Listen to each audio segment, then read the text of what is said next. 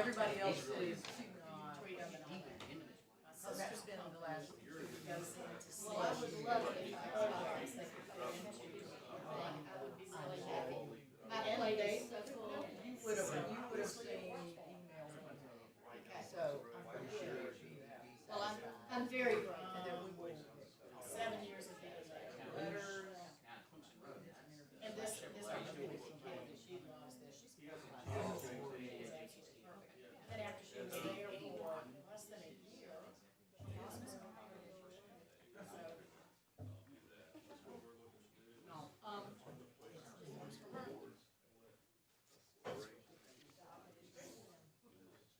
We're doing some amazing things upstairs. We opened up the windows today that are beautiful. We've got a fabulous space upstairs. Oh, great. You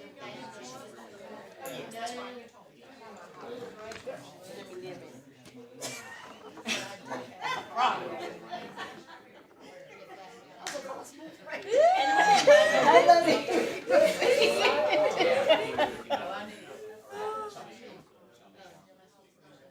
No. When did your hair come? Oh, Jeremy gives her. Yes.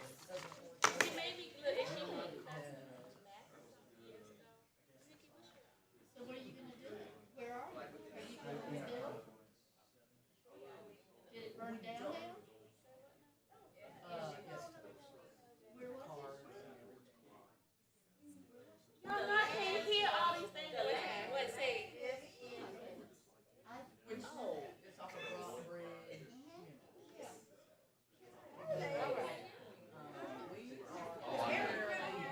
I just saw her. She was in here this year. No, we're not going. Ouch. Gilbert, I know it's 11 miles out. I think Gilbert, yeah. Ouch.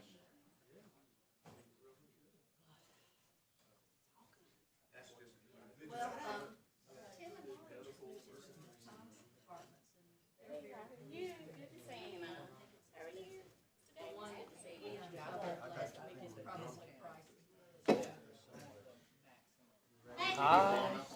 Hey, John. Daniel. Happy birthday. Thank you. You doing all right? I'm doing good. Yeah, I told Miss about it. I need to schedule it. How are you? I'm good. How are you feeling? I feel like a champ.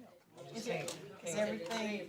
Well, I gotta get a new brace so that I can go exercise. I just hadn't had a chance. And everything is healed. That's what they say. I mean, my hamstring's still real tight, but they said that takes a while. All right. I'm basically on. Hey, Libby. How do you want me to when I get stuff like this? I try to keep everything as electronic as possible. Yes, and if you want He to likes scan it paper. and send it to me, I know. If you want to scan it and send it And to email me, it to that's you. good, and then I can email it on down. I'll do that. You got to. Thank you. Are we starting on time or we? Well, I hope you're starting on. Who knows? I don't think you have a quorum here yet. I've only seen 3.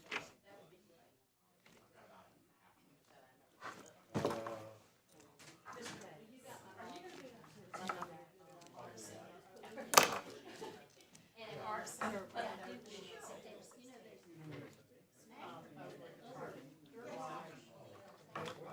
Saturday the 16th. They changed their time. It's gonna be 2:30 in the afternoon. Are you going to be able to go to that art center? Our art center. Little teeny space. They're opening their parking garage right across the street, Saturday the 16th, September 16th. Saturday, 16th? They're just doing it on That's home Saturday. football It game. is, and they changed it to 2:30, so that's even worse. Yeah, I'm out. September. We're not sure. I know, okay, I know that answer. Okay, I got it. I got it. Because you know, Okay. I'll mark that. I was afraid of that. I'm gonna try to go, because I wanna be supportive of Brenda. But why don't we do it like on Friday? Exactly, that's what I didn't understand. It's our Parks and Rec. And it needs to be legitimate because several years ago, Saturday. signage, you know, Home football game, do it the weekend before, there's no home football game, it's away. That's right, that's right. the second is here. I mean, the second is the first game, Right. No, the first game is in Charlotte. but it's the second.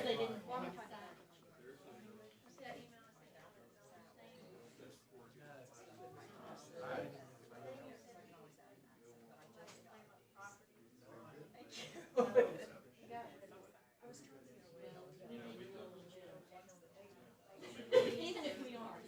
It's like I tell you. I know you know what's going on, and we all believe it's a process, and it's not an easy one to prove because you don't have the. Oh,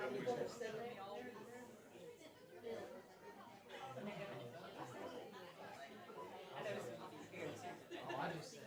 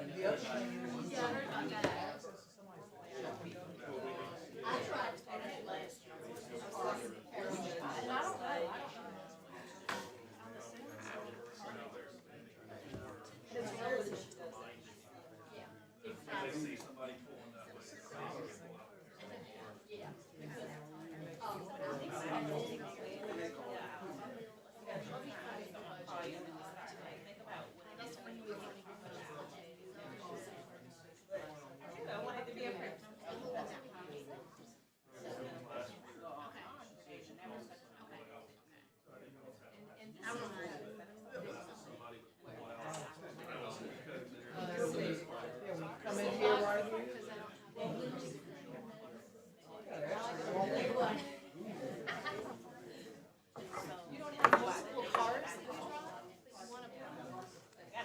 You know what I do?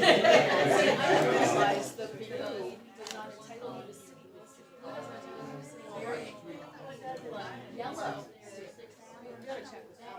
That's what they gave me. I used it all the same time. Yeah.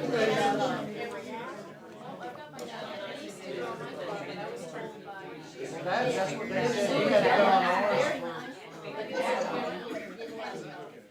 I got actually. You responded favorably that you would like to go to the RC on the 16th. Can you do 2:30? Okay, all right, 16th, 2:30. 16, 2:30.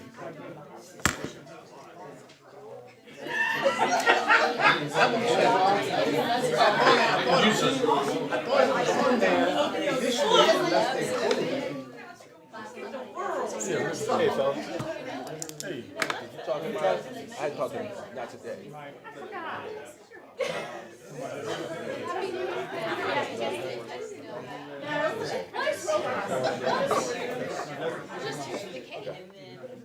I'm gonna try to talk to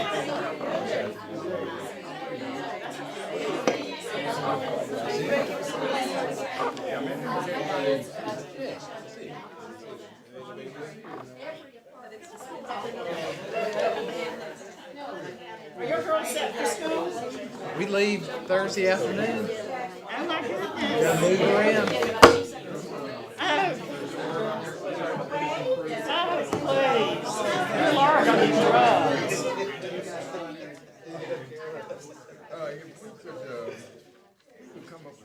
Hey, Daniel.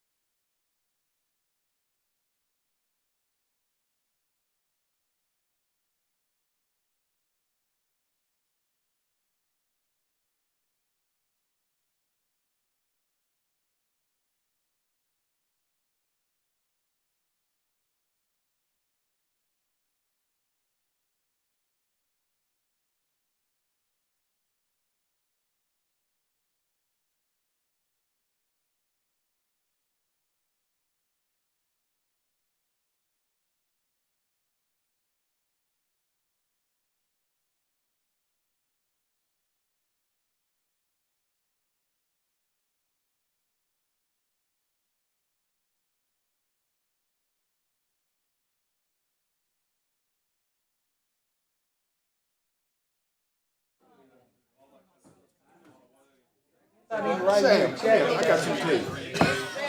Let me bring your packet now. Yeah, why not? How about your letter? Can you believe that? I about fell off the stage. At a three times panel discussion transportation this morning. I forget what the first question was. But the short answer. Done. Re-elect the mayor. Fire the county administrator. Put somebody on there. He was the last of the four to answer. He starts off by saying, I can't remember what the question is or what my answer would be, but I want to say we need to re-elect the mayor and fire the county administrator. And then what's is something off the glasses they have or something? He says don't use Richland County. Oh, yeah, they had the papers. Then the ISO. Put it out there. I am. They wouldn't buy them through I us. remember. That's what it is. We had safe places. We still have safe places. Hey, they're, I think their council members have to, sign a thing that says they can get them out. Not the same boat. I'll leave it at that. So not ISO certified. Or That's anything. they myself. They weren't certified.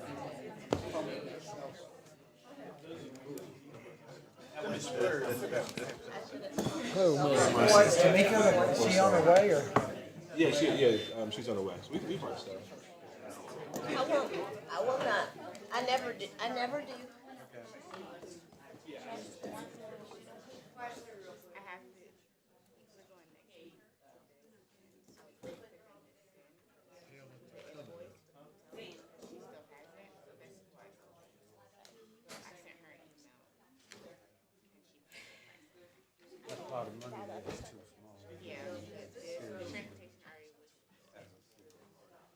The 46,000. The 46,000 fund.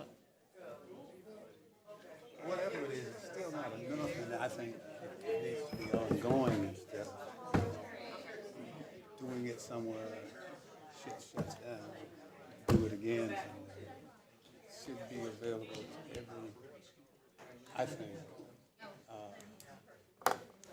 growing business area where people can use the money.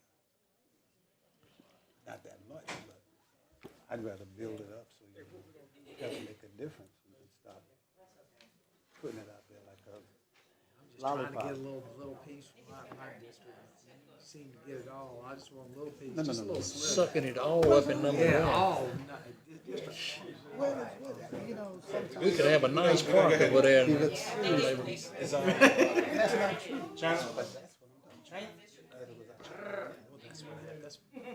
Be available because.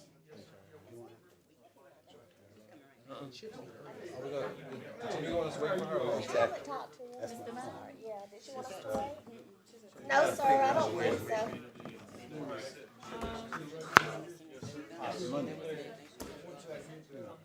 You talking about this one special offer? No, just I don't think so. as an example. Oh, All right, let's do it. yeah. We got four. We got five. We got five. Five, if the rhythm would come on in. He's passing the plane.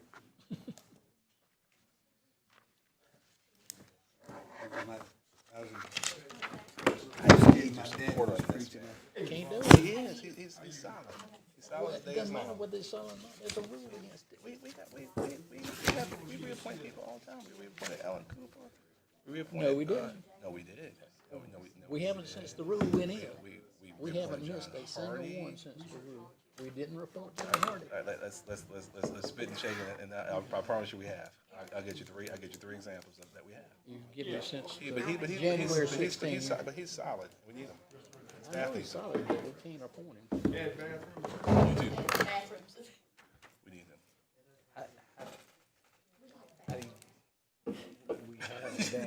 Never catch you without a word. These microphones are way too loud, I might say. But yeah, that's for a system. We'll talk about it. I think everyone, Madam Clerk. Good afternoon, Mr. Rickman, Here. Mr. McDowell. Yes. Mr. Duval. Present. Mr. Vine. Mr. Davis. Here. Mayor Benson. Here. Reverend Dahl, bless us with a word. Let us pray for the beauty of this day and for all you've done for us. for the amazing possibilities you've allowed us to share in. Be with us now as we gather around this table and particularly in this room.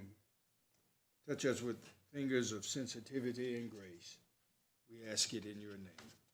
Amen. Amen. Good afternoon, Mr. Mayor. We will begin city council discussion today with the Two Notch Road facade program update. Ms. Jerry Lynn Hall, our program compliance specialist for the Office of Business Opportunities. Hi, Jerry. Hi. Thank you. Good afternoon, everyone. Hey, Drew. We wanted to share with you the results and the outcomes of Phase 1 and Phase 2 of the Two Notch facade program. It was done in two phases. We started with 1,600 to 2,599 Two Notch, which is roughly Taylor, Providence Hospital to Covenant, and then Covenant to the end of the city limits, which is approximately Carter Street. We had two funding sources. We had Community Development Block Grant funding to accommodate projects that fell inside of the Neighborhood Revitalization Service Area. We also had general funds, and those were to accommodate the properties that were outside of the service area, but still within the city limits. These are our list of improvements, and all of these improvements are exterior. Awnings, carpentry, fencing, removal of iron bars or extra poles, lighting, masonry, painting, roofing, security camera system install, signage, tree planting, and new windows and doors. The funding limit set for Phase 1 for a single parcel with one building on it, they could receive a maximum of $15,000. For a multi-entrance building, up to $20,000. Underutilized properties, which were properties that have been vacant or no tenant for over 2 years, 24 months, we awarded for a single storefront, the maximum of $15,000 plus a $10,000 bonus. If they're sitting there that long, something's really wrong with them and they need some extra help. And we also did the same for the multi-entrance. If it's like a little strip, one building, but it has 3 or more individual retail bays and had been sitting vacant for more than 2 years, the bonus was also available to them. Let's look at what really occurred. That's where it gets good. The total private investment for Phase 1, $119,487, private investment. And the private investment is the amount that the candidates, the award recipients put in. In our public investment, right. And that is the 20%, because it's a matching forgivable loan. We put in 80%, they put in 20%, up to a maximum of $15,000. Anything above, which their 20% at that point, I think was about $3,700, something like that. Any project that was above $19,000, anything over came back and was solely the responsible of the award recipient. So the total investment in Phase 1, again, that being Taylor up to Covenant, $158,553. We did a total of 9 forgivable loans and 1 grant. A grant consisted of any project that was less than $2,000, and that was a full grant. There was no investment required by the award recipient. Also in Phase 1, you recall we had the Community Development Block Grant funding. From the general budget, we had $47,700 available. The public investment was $46,823 with a private investment of $9,446. Total investment for that section was $56,269. We did 3 forgivable loans and 1 grant. And we've got our total figures at the bottom of the slide. You've got $166,310 public investment, $48,512 private investment for a combined investment of over $200,000, That's 12 forgivable loans and 2 forgivable grants. Here are a list of the businesses, the names that did receive funding. I won't go through all of those. You will see some repeated. This is where they had multiple properties and were doing individual projects on each site.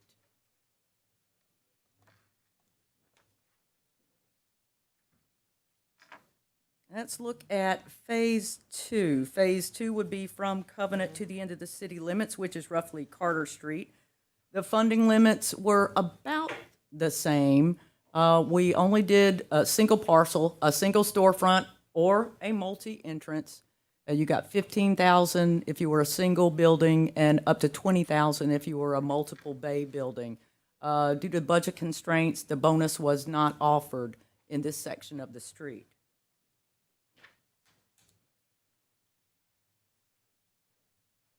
And the total dollars for Phase 2, $48,440 in public investment, $12,138 in private investment, which gave us a combined total of over $60,000 in that shorter stretch of Covenant to Carter. At the bottom were the list of the 4 projects. Those were all forgivable loans: Martin's Motor Works, Jimmy Rivers Paint and Body, Phillips Auto Tech, and Complete Copier. So for all of Two Notch Road, Phase 1 and Phase 2, the public investment, $214,750, private investment of $60,650, a combined total investment of $275,000, $400,000. That's a total of 16 forgivable loans and 2 grants. And we've been doing this for a few years, and what have we learned over time? There's the good, the bad, and the ugly. We want to start with the ugly. You can't make businesses apply, no matter how much you really want to. You can't make them apply. Some areas are not eligible for CDBG dollars, which can lead to having to come to different sources. And it's very hard to see the impact when the projects are too spread out. That was a lesson we learned on Maine, North Maine. The bad, there's lots of hand-holding, writing the scope of work. These are business professionals. They're not necessarily construction professionals.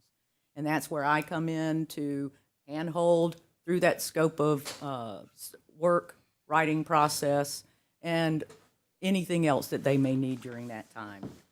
The other bad thing is we continue to get requests from businesses where we've already been. They call up a year, 2 years, sometimes 3 years after the program is left, wondering if there's still money available. Because we continue to have new businesses looking to locate in, all of these commercial corridors, which is, again, a double-edged sword. But let's look at the good. We've got a lot of happy customers, and the program is highly demanded in other areas. Now we want to talk about today, this year, 2017, 2018, commercial redevelopment and retention. This program is going to utilize both facade improvement program and commercial revolving loan program.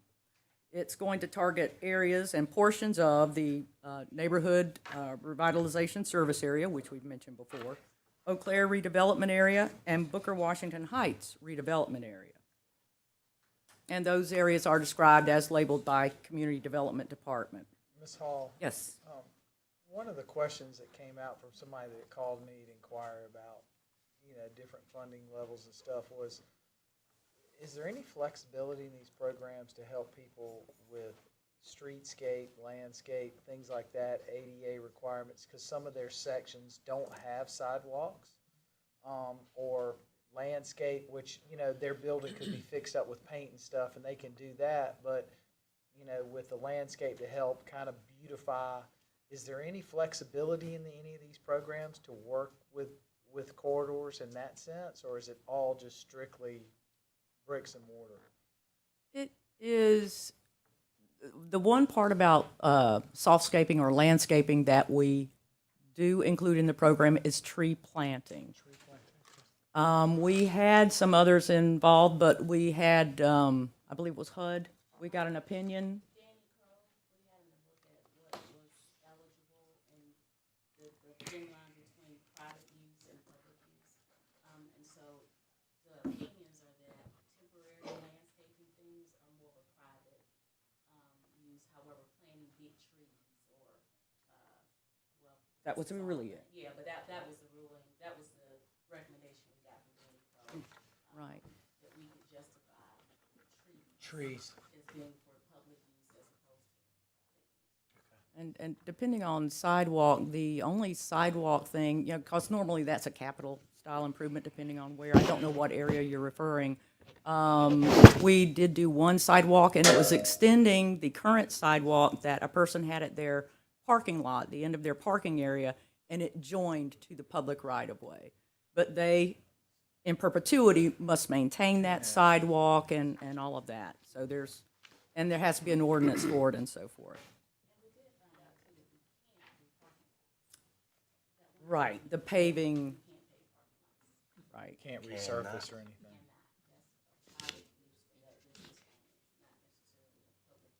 But if If it's pervious pavement. Pervious pavement, if it's helping with stormwater runoff. Reducing the stormwater trees. Yeah, we can I mean, find if that. the Pervious green pavement, paving will work. pervious pavement, rain gardens, I mean, things that contribute to reducing flooding and stormwater runoff. Just a thought, maybe worth asking Daniel. Be huge.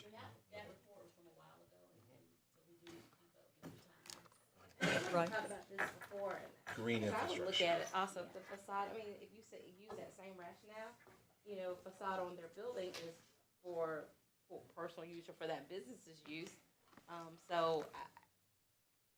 me, I mean, that just doesn't even make sense. Well, so, but the public purpose is that, so when people Or driving. even if they don't go to your business, it just looks better when you develop a corridor. Mhm. So, For public purpose, if your customers have Emerson. to park on a drive, or a parking lot that is beat up and mess with your tires and stuff, that's the whole purpose. I'm just saying. Absolutely. Absolutely. What we are looking at in this next area is a mix of funding.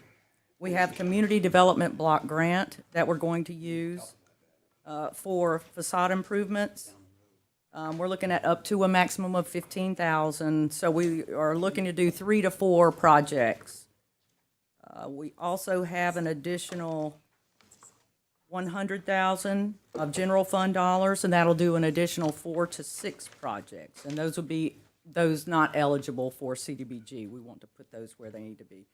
And for loan funds, there's $50,000 set aside for that. We are looking at linking the loans to having participated with the facade project, then you could be eligible for a loan to do a manner of anything. So it's not just related to facade. It can be interior or maybe paving. Could be used for that. Right. So what's the timeline on that again? Are we, you're researching that, or have you, Right. today, you sharing it today? Okay. Ms. Hurd will be sharing that. Hold my question. Yes, let's take a closer look at the territory. Oh, I'm so sorry. I didn't have that up when I was giving you guys that information. But you're so quick, you caught up with it. This is a section of West Beltline, and this falls mostly within the Booker Washington Heights service area.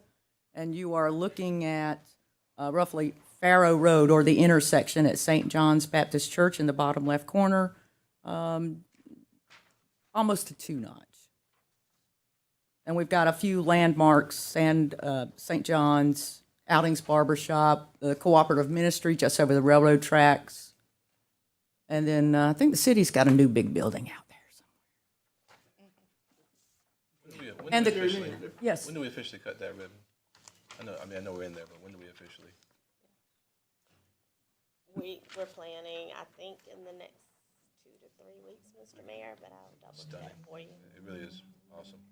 You've missed off the really hot days. I'm sure y'all are gonna get us out there on the hottest day of Not the year. this week, right? The hottest Yes, day sir. of the year. Say again what the parameters are, you say This from would be Alden's Barber Shop. Farrow Road, the intersection of Farrow and West Beltline. So if we're talking about just West Beltline, I think we are actually looking at going from Bailey to, Brooklyn Circle, which is just short of the Family Dollar, which would not be eligible. It's a franchise, big box. So basically, here's Bailey. You're looking at here, all the way to just short of the, McDonald's. You need to get somebody with IT. So it's beyond the new UNE building. It is, the UNE building would be within that framework. I believe this is UNE.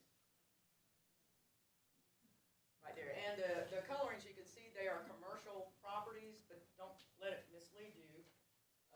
Especially some of these, they're coded commercial, but they're actually residential use. You can have residential and commercial, but you can't have a commercial business in residential. So,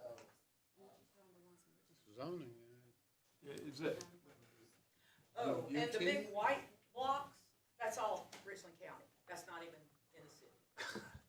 White blocks on the left side there, I mean, the right Yes, side? all of that is Richland County. I was gonna ask whether or not it was both sides. Yeah, it is, but, yeah, we would be doing both sides of the street, but as you can see, Well, we're getting the ready, majority is. Donut hole. we're getting ready to on succeed the from north the county side. That's anyway. not a donut hole, it's a pound. That's all West Beltline? Yeah, Down the street from So- the church, you know, So right help- there, so you got, across the street from our new building. what's his name, the car, Dick Godwin has his 3 stores on Right there, and there. across is the Eden's Plaza right there. Right. And that's our spot right there, the first big piece. Well, where's Dick Smith? So Dick Smith's not in the city? Dick Smith is over here on, No, old Dick Smith. Maybe it's old right Dick there. Oh, Dick That- Smith would have been on 2 Notch, and that would No. have been. No, he's No, talking about the no, old no. one, right across. He's No. talking about where Godwin is now. Mm-mm. Well, it's No, empty. it's No, it's empty. empty. It's Godwin's in leveled. the It's used leveled. part. No, it's leveled. It's leveled. Right, Yeah, but the okay. used car part, that's where Godwin Has- Motors is. Cedric has a sign up now. I thought he was gonna get that. So what's this? What's that little interesting box at the bottom part? What is that? Oh, the one that's around Boone Street? No, whatever that is. I don't know. Yes, that was going to be originally as far as we were going, but now that we've looked at it, we're going all the way to Brooklyn Circle. Broadland. That's not what I was asking, but okay. Pardon. Anyway, that just to not A belabor, little rectangle at the bottom. that just tells us Yeah, what we is need that? to do a serious look at annexation. That's a big gap. Oh, it does stuff. The box under outing. Yeah, what is that? No. Over. She may have already explained it. I Oh, apologize. There you go. I'm sorry. Back over. Yeah, that rectangle right there. It's odd looking. Yes, that. What is that? That's, I was trying to outline Boone Street. Okay. Again, originally, we had thought about making that as far as we were going, because there really wasn't Okay. much to improve or would be eligible, but we have come back and going to, it does say, unless this is wrong, Brooklyn Circle. And where's our UNE building? Right there, that big one. Is it this? No, it's just the first one. That's No, we're a little further. We're a little further up. I'm pretty sure. That's right that there. that's That's right there. Yeah, Right there. because it goes back. Because we, it's, No, y'all are, okay. that big Eden's. piece right there is the Eden's Plaza, But the one because that the goes- Family Dollar's next Yeah, to the Family wall Dollar, yeah, that's to Family McDonald's. But I think it's. Well, I think that's they're not all connected. these They're connected. They're plazas. connected. It actually extends. But the old Dick Smith was in the county, because it's right It across it the must be. street. That's what I'm saying. I never figured that. I thought that was city. We just need to go in and take a look and see what makes sense from a donut hole standpoint. We ought to be able to. We're annex getting a everything. Roses over there. That's not a donut hole. I didn't even know they were still in That's business. a, what you call it? That's a pound cake. How? I don't know. Art Pope. Genius. Decker. I remember going there as a kid. They had the best candy section. They're growing. If we have that permission to see if they want a partner. What's old and new again? Geraldine, are the residences in the county park down Bunch of from the old Family suits. Dollar in that white square or white blonde you got there, are the residents? Most of this is commercial, up on the are there street residents? front, but in the back, yeah, this is residential. You got Johnson back there. You got Johnson's right there in the park. Which park's But this stretch is Arrington Manor. a lot of residential. We need to put Andrew on that. So as you can see, one of the issues we have with Beltline is CDBG eligibility and their funds. We needed city funds for the areas that aren't covered by CDBG, and then we have areas that we can't touch. Right.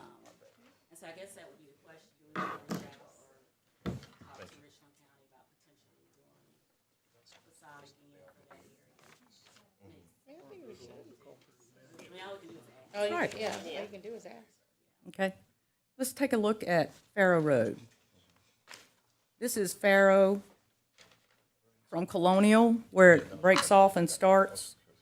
And just off the slide is I-277. So you're looking at Farrow from Colonial to 277.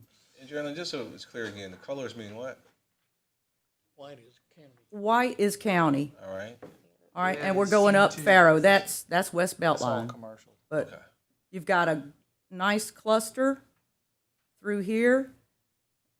And some of the buildings are in good shape, they're just vacant. And then, and then Farrow is going up this way. What's And red versus pink? C2 and C3 versus C1. Okay, I apologize. I'm trying to see as far as I can, but that's, I know I look young and vibrant, but my eyes aren't. But you're- supposed to be. Where's the fountain blue on that? Who said you look young and vibrant? oh, We're okay, not there. This is just from Colonial to 277. Okay. right. Okay. Whoa, That's it. this is the next one. Somebody, I didn't touch it. I was about to say somebody else is playing with it. This would be 277 all the way to Coon. You'll have to make it a little That's the blue across. smaller. There you go. Albatross. There you go. We put some landmarks on here for you. How are Greens and Francis Burns on different sides of the street? Oh, I think I identified it on one side, but the arrow does point to the other side. It's just the way that the properties were laid out and how I could fit it on the slide. So you're looking at Fair Road on both right and left. Yeah. That is straight up. correct. So Right. So Robert's there. We're looking at your side and Sam's side. Yeah. Together. Yeah. Together. Y'all gonna have to share the money. But again, we did note that from Colonial all the way to I-20 is 5 miles. So that's a long Let's way see, to is our string an track right there? impact. Yeah, that's the blue one. And the purpose of this picture is to show the level of density along this part of that. Is C.B. Smith still on Can the you property? bring that slide down, Erica? I think he had that cross. Or, yeah. Yeah. I did label it on that side, but the arrow does go all the way to the other side of the street. Sorry about, I couldn't fit it on the other side. What is that just below the church? What is that? I can't see it. Is that The blue or white? That's a PUD C, which is, Not the blue, not the, yeah, that's our, the blue is our property. But you're talking about the white up Yeah, the there? white, right next to it. Isn't that the, County? Bennett- That's a isn't that's a that donut hole. That's, That's, yeah, the way the. right. trucking Mosque. company. Any of this, Oh, that's all right. any of that, Trucking company. Is that the trucking company? Looks like Jerry? the looks like the fine. I'm not quite as No, familiar that's the other side of with Farrow the Road. street. That's the other side of That's Farrow the Road. church. There's a The mosque old, there, the and then old there's, church, the former church. Former Francis Burns. Oh, Francis Burns. and Oh, then, that's on Coon. Yeah, that's. And it but- was five, All right. five, is that over there? Anyway, Quarter, yeah, one more. I'm not- The white box is the blue. All right, quit. And then we have the. All right, and this is all the way to I-20. What's the mileage? Let's see, and is that, I think that's Fontaine, Yeah, that's fine. at the Gadsby. Yeah. So you're looking at from Coon to Fontaine? We're just showing that. Right, we're just trying to show you And again, with this of picture, the we're stretch. looking at sense of commercial building is better. Yeah. And so, what I'll do is I just handed out the recommendations that we have. I guess since we're on Farrow Road, we'll talk about the recommendation for Farrow Road. And if I can get Jerry Lynn, if you all see here, it's not very dense here with potential projects. And if you go back to, up to Coon Road, it's also not very dense here for potential projects. But the first part, which is that right? Yeah, right here. So when you look at the stretch of it, this is where we have the most potential to see the best impact. Because of the density of the businesses and the more that we can touch. The more spread out it is, the less impact you can, noticeably see. Now, this would be phase 1 of Farrow Road. And so what we're suggesting for this area, the buildings in this corridor actually look okay. The signage is awful. And so what I'm proposing is that we offer in phase 1 sign grants on this corridor. There are about 13 potential. There are 13 businesses in this corridor that could potentially apply. We have enough for 10 of them, but a lot of those businesses there are a lot more established. What about on the belt line? Yeah. What about on Beltline? The reason I ask is just because for the last 12 years I've ridden by the lady who braids hair's portable sign that she doesn't have a permanent sign, and she's had the same portable sign out there for the last 12 years. We got Ms. Hawkins. no, but that's Yeah. Pamela Hawkins? So, Miss Pamela Hawkins not support her business. This is just for Farrow in this section, what we're recommending. I mean, it'd be So cool you're to have looking a at- permanent sign there instead of Especially that with this type of tent. so deal. you're looking right there at Colonial. Up to, what is that? Up to the Family Dollar? On bring the Farrow sides Road, we're back looking at Colonial, the recommendation. From That's the Colonial? bigger map. Yeah. From Colonial to Beltline. There you go. That stretch between the fork in the road to Beltline. Yeah. All right, okay. And I looking got you. for, that area has more density, and it has right now, the best catalyst, which is not necessarily on Farrow Road, but it's the stadium. And looking at going into the stadium from that way. And I think we'll get a better bang for our buck if we, on that quarter, focus on signs with the limited dollars that we have. And that's phase 1. Phase 1, yeah. Phase 2 is across Beltline. We haven't, we're in phase 1. We try not to overcommit too many projects ahead because this may take. I know we already have a long list. I'm sorry, please. Other than Davis and Dingle, they're on the right-hand side. You got businesses on the side that Davis and Dingle without proper signage. On the right-hand side, and from that point back to Colonial, you're looking at signage because it's obviously not there. Right. Okay, I got you. Yeah, and what you see is a lot of little woods, Yeah. they just don't have good signs. And I think that would be an easy, immediate impact that you can see on that. Right. Yeah, So, that's where all the pretty women go. yes,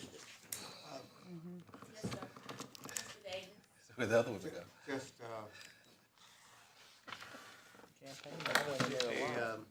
it's a suggestion, this makes sense. It's real. But I would suggest that where we do have some of the sparse sections, for example, when you cross 20 Barrel Road, we still be prepared to work with an individual business that may have some need and make some overtures for loans and that sort of thing. Yes, we are prepared. Okay. And that would be on both sides as you go Right. towards 20. Right. And I think, I think for phase 2 of Farrow Road, we're just not there yet. Yeah. But a little bit more research needs to be done, I think. So we have a Farrow Road retail study, but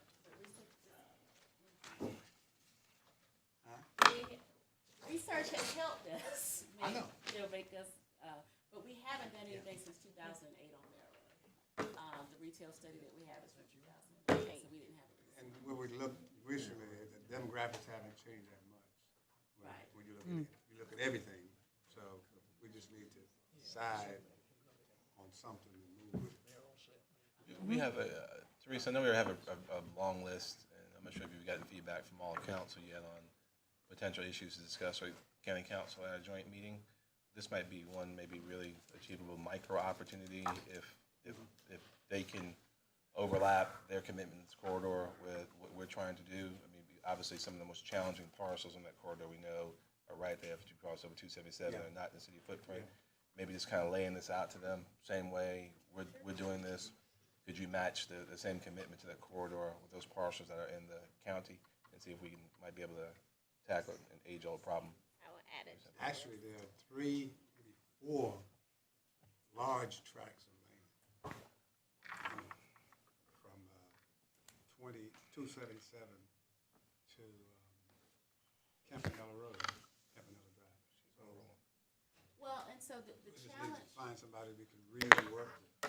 Well, I think, so the challenge that we have too is the amount of money that we have to offer versus what it would take to fill in that corridor. Facade money wouldn't do it. It would take a much bigger investment. So honestly, if we offered someone 10,000, I don't think it would be enough for them to come and build a building. So I think, I don't know if facade would necessarily give the impact. Yeah, the no, and I'm not saying facade, I'm just saying, sometimes folks wait to see what we're gonna do. You know, and I think whatever we can do to help jumpstart, if we get the county to recognize that also, and we have an opportunity to plant 1 or 2 seeds, I think folks will come because it would show that the city or the folks in that area are spending money themselves. I think that helps too. But it's not easy. I understand that. And, it's a challenge. And I was gonna say too, and I think a targeted approach, Yeah. it would have to be, the city looks at what area and certain businesses that we decide, as opposed to letting folks just come first come, first served. And then, so the last part, Mr. Ricker Mann is from West Beltline. They do, luckily, we have 2 current existing catalysts, the new roses that's coming, as well as the city's building. One of the things that our recent consultant has shown us dealing with the food cooperative is that when a supermarket leaves, the small business surrounding it will typically see a 33% decline in their revenues. So we are proposing our regular facade program for that corridor and a forgivable loan up to $10,000. So the $10,000 would let you do what facade doesn't cover. So if we can cover the front of the building, but we can't do the landscaping, they can use that money for that. And what we will require, and I will note one of the main reasons we're doing this structure is because the supermarket left, and we can't afford for those businesses to leave. I don't know what the impact is gonna be on Roses. I don't know if it's the same impact as a supermarket, but we are gonna ask them to stay and retain their current level of jobs for 2 years. And if they do that, There's a lot of service-oriented businesses on that stretch, and so helping them in any way to keep. And that covers signs. They can do signs or anything. And that's it for our presentation, unless anyone has any more questions. Thank you very much. Thank you. Thank you very much. Thank you, ladies. Let me just say a word of thanks to Tina and Jerry Lynn and, of course, the staff. Y'all have done an excellent job using the funds that we've already expended, particularly for Two Notch Road. And if this is any indication of what could take place somewhere else, I think we've got something wrong. Forgivable loans, that could very well be a plus for us. But you all have done an excellent job. We greatly appreciate what you've already done, particularly on Two Notch Road. Thank you all so much. Same thing. I think two things I want to throw out. I think it's important too that we help the public understand the forgivable loan concept. You know, technically, it's not a giveaway when you look at the contribution back to the tax base and that sort of thing, and the spark for business development. And I think the other is that what you know the challenge as you move up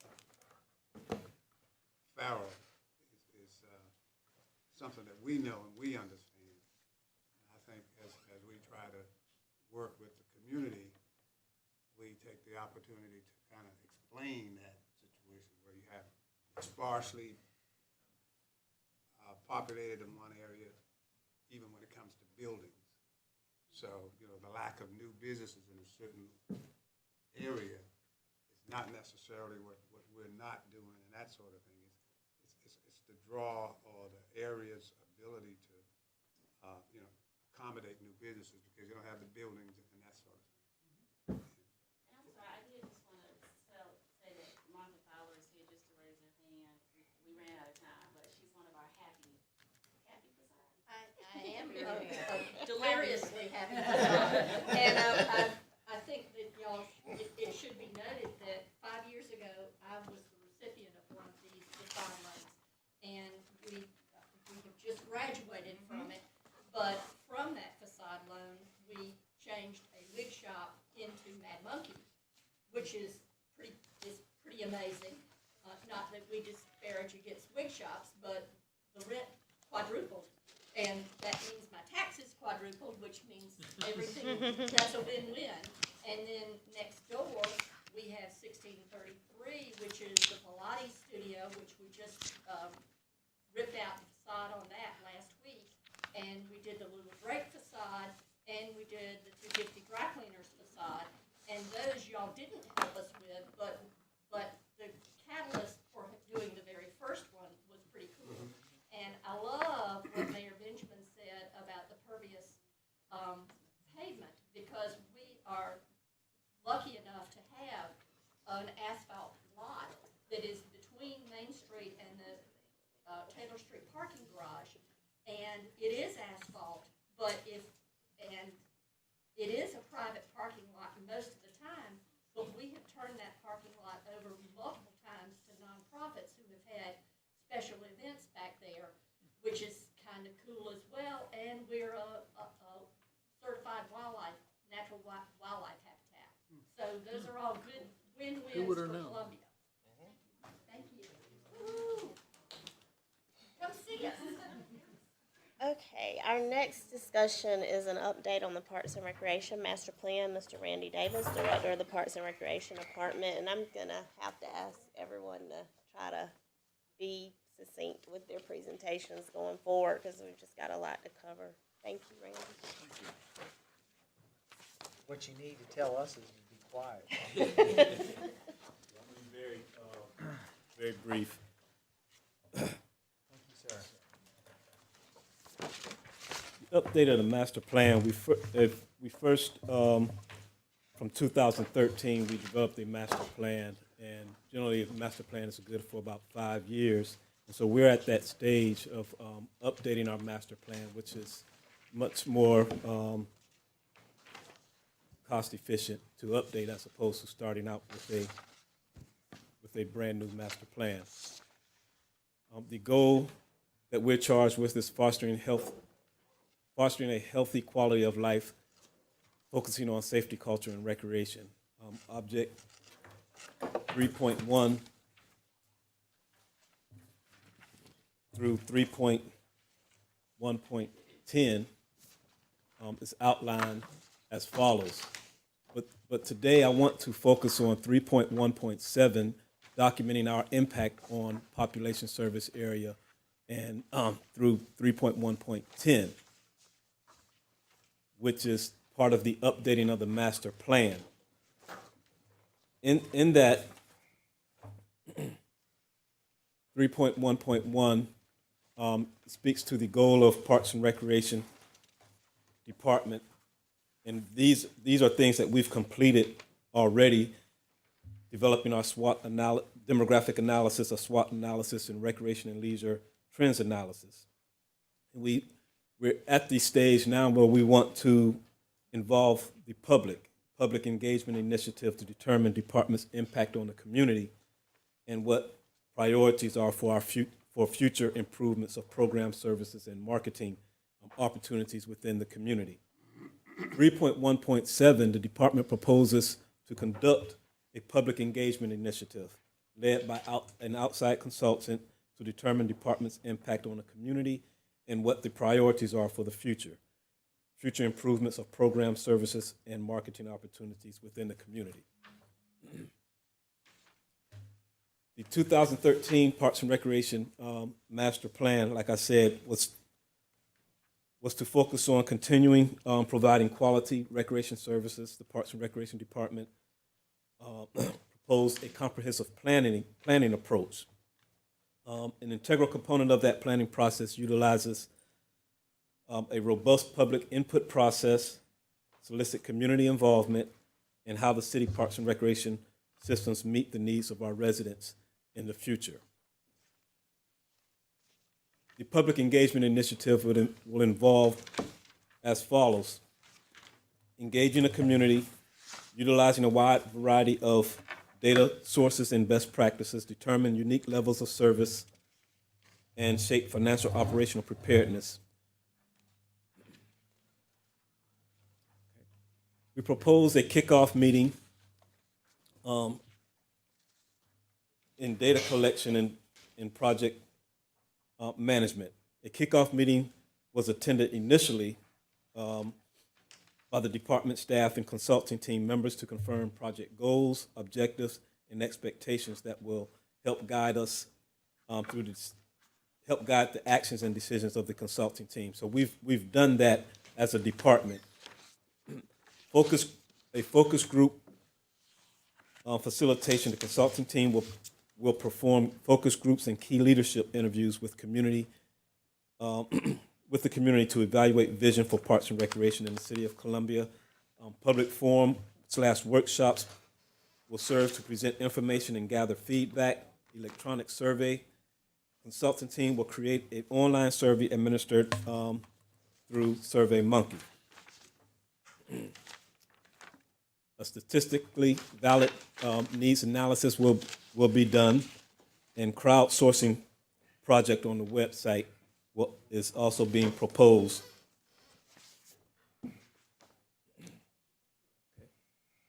The proposed schedule, we're approaching it rather aggressively, looking at October with a focus group involving city council, senior leadership, parks and recreation staff, and key stakeholders. And we want to accomplish this in a 2-day time frame. The consultant will be here in Columbia all day Monday and Tuesday, October 9th and 10th. And we propose, after talking with the consultant, 4 public meetings in 4 separate districts, two districts per night.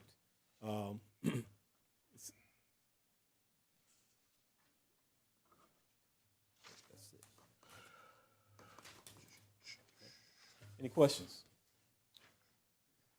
It's quick and short. The last one was too. We're the ones who drug it out. Mr. Davis, Ms. Devine.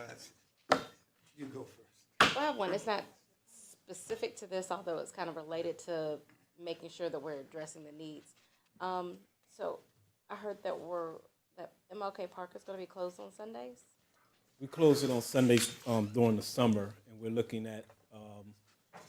I'm waiting for some information to come back to determine the justification. So when school is open, that likely is a place where kids can go on Sundays? Yes. Okay, all right. Can you just keep us updated? But keep us updated updated on that. I've gotten a couple calls on that. And, well, I guess, and related to that is just when we go through this, I guess, program-wise, this will be part of Yes, this that will update on how we're serving the citizens and particularly what needs in what areas. Yes, ma'am. With the, with the public forums and workshop, these things will, I'm sure, be brought up. Thank you. All right, that's it, right? Wendy, thank you. Can, you have Thank- 2 seconds to give an update on Hampton Park? Hampton Park, we're scheduling a meeting to meet with the contractor any day. Right now, I just saw the email, which our park planner reached out to the contractor to sit down and get things started. We should be getting a bulldozer on site real soon. Just tear something up soon Yeah, so yeah. that the neighborhood knows we're moving forward as Okay. promised. All right, great. And I've spoke with them on National Night Out as well. Thank you, Randy. You're welcome. Mr. Mayor, I'd rather just hold that for another time, especially considering the plan for the order. So I'll hold my comments.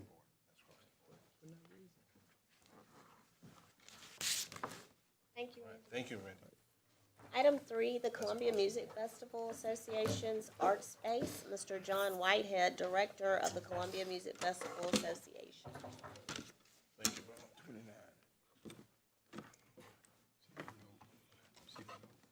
Yeah, okay. I'm fine with it. Whatever you want to do. I only have one minor edit. Good afternoon. Thank you very much for giving me the opportunity to speak on behalf of Columbia Music Festival Association and the Art Space particularly. The Music Festival Association, as you all know, has been around since 1897. The Art Space has been in the Congaree Vista for the past 30 years. Before the Vista was cool, the Art Space was there. We have over 22,000 to 23,000 visitors a year.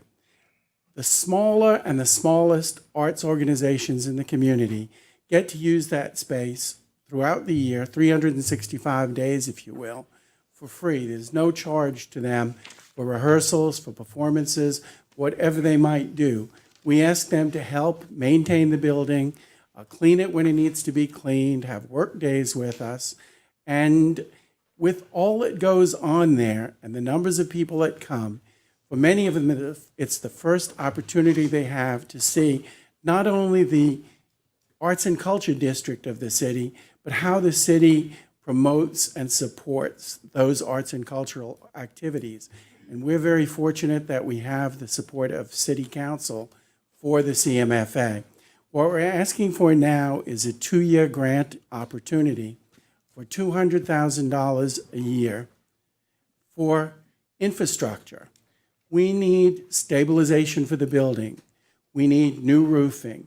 We need restrooms. For all those numbers of people that come, we have one men's room, one ladies' room. We want to do something more, of course. We want family restrooms. We want to be completely ADA accessible. We have a ramp now to the front door that has been grandfathered in, but it needs to come up to compliance.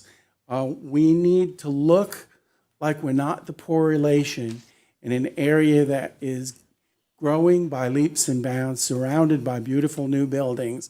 If you ride down Pulaski Street now, it's completely different, and you might look over to the left-hand side and say, good Lord, what is that?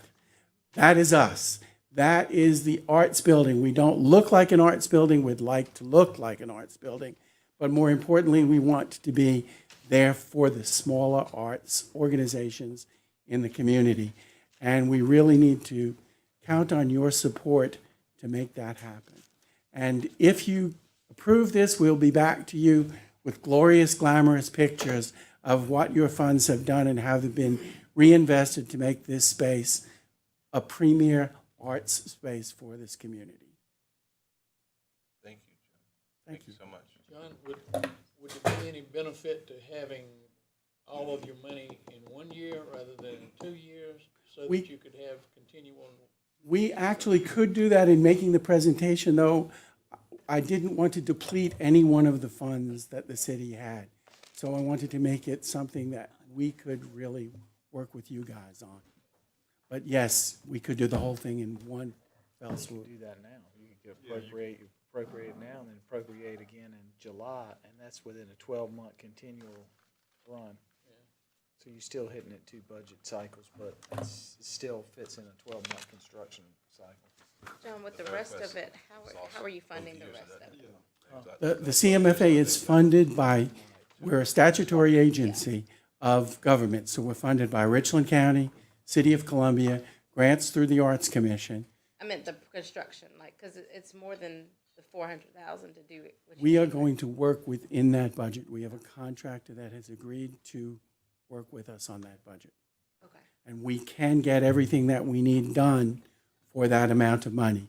We're not going to create a Taj Mahal, but those of you who've worked with the arts know that we can take something that may be a throwaway piece and make it look like $1 million piece. And that's what we plan on doing, is using the money wisely.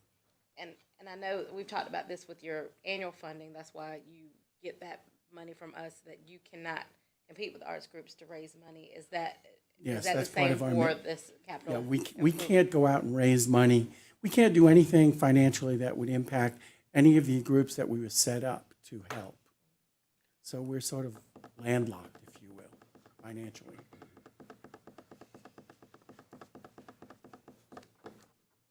Any other questions? Thank you very much. Thank you, John. Appreciate it. Thank you, John. Item 4, the Stormwater Studios, Mr. Fred Delk, Executive Director of the Columbia Development Corporation. Fred will also present an update on the Edisto Court project. Thank you very much, members of council. Arts and culture always leads economic development. And then I heard John say 1893?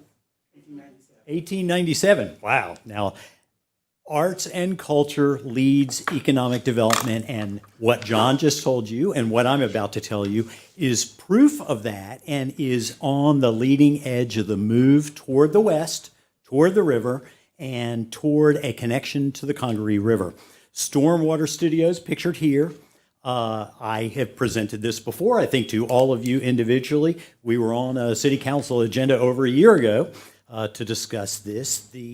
This is a project that has been 10 years in the making, and the Columbia Development Corporation is prepared now to roll this project out. This is a $800,000 construction project of 11 art studios and common area.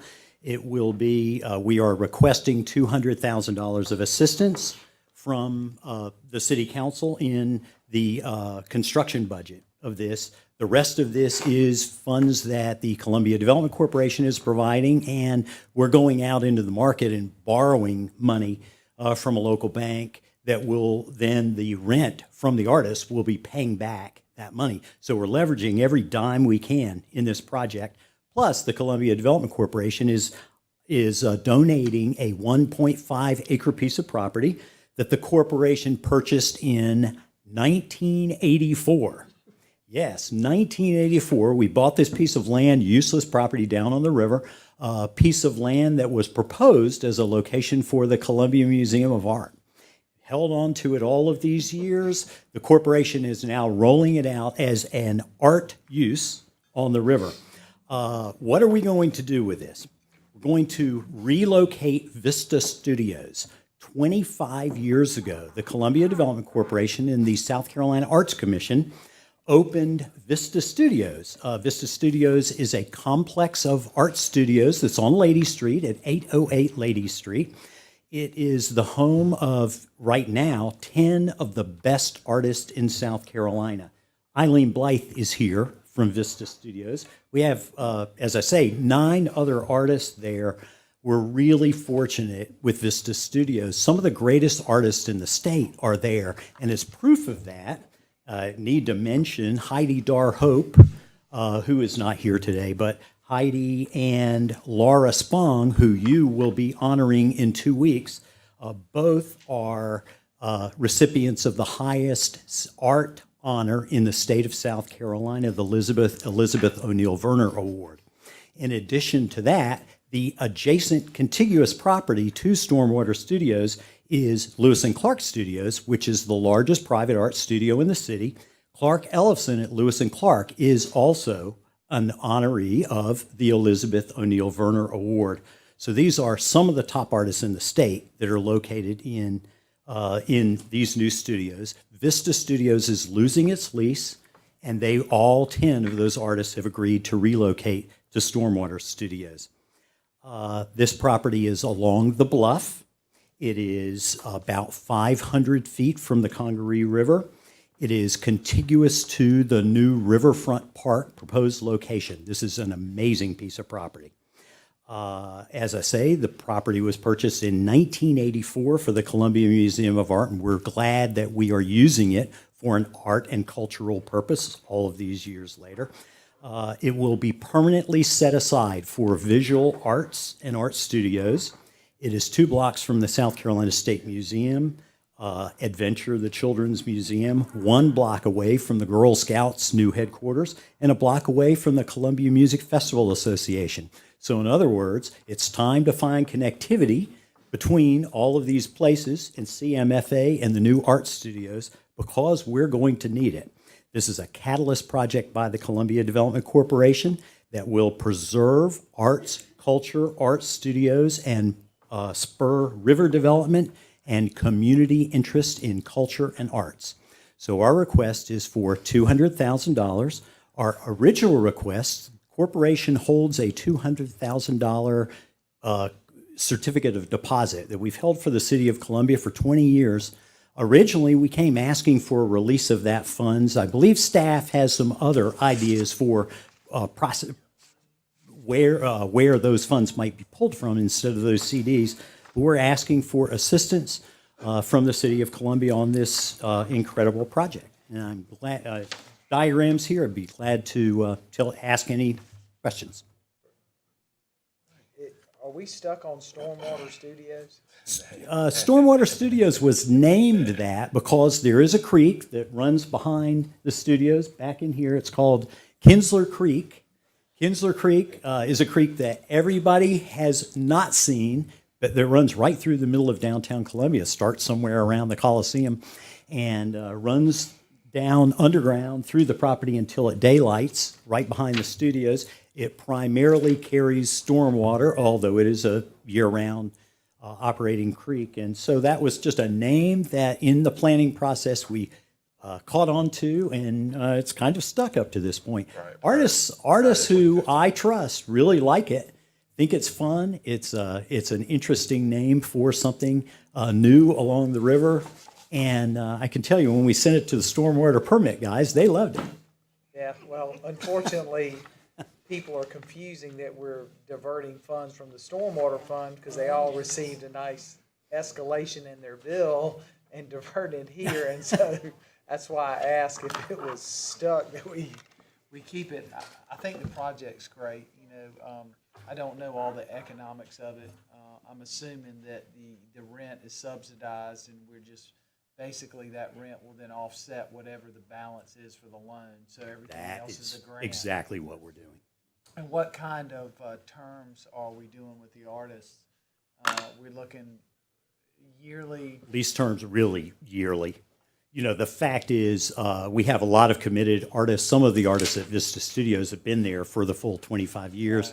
Artists do turn over. Actually holding an artist, you know, past the time when they're leaving the community or something like that isn't really practical. The rents are very, very basic.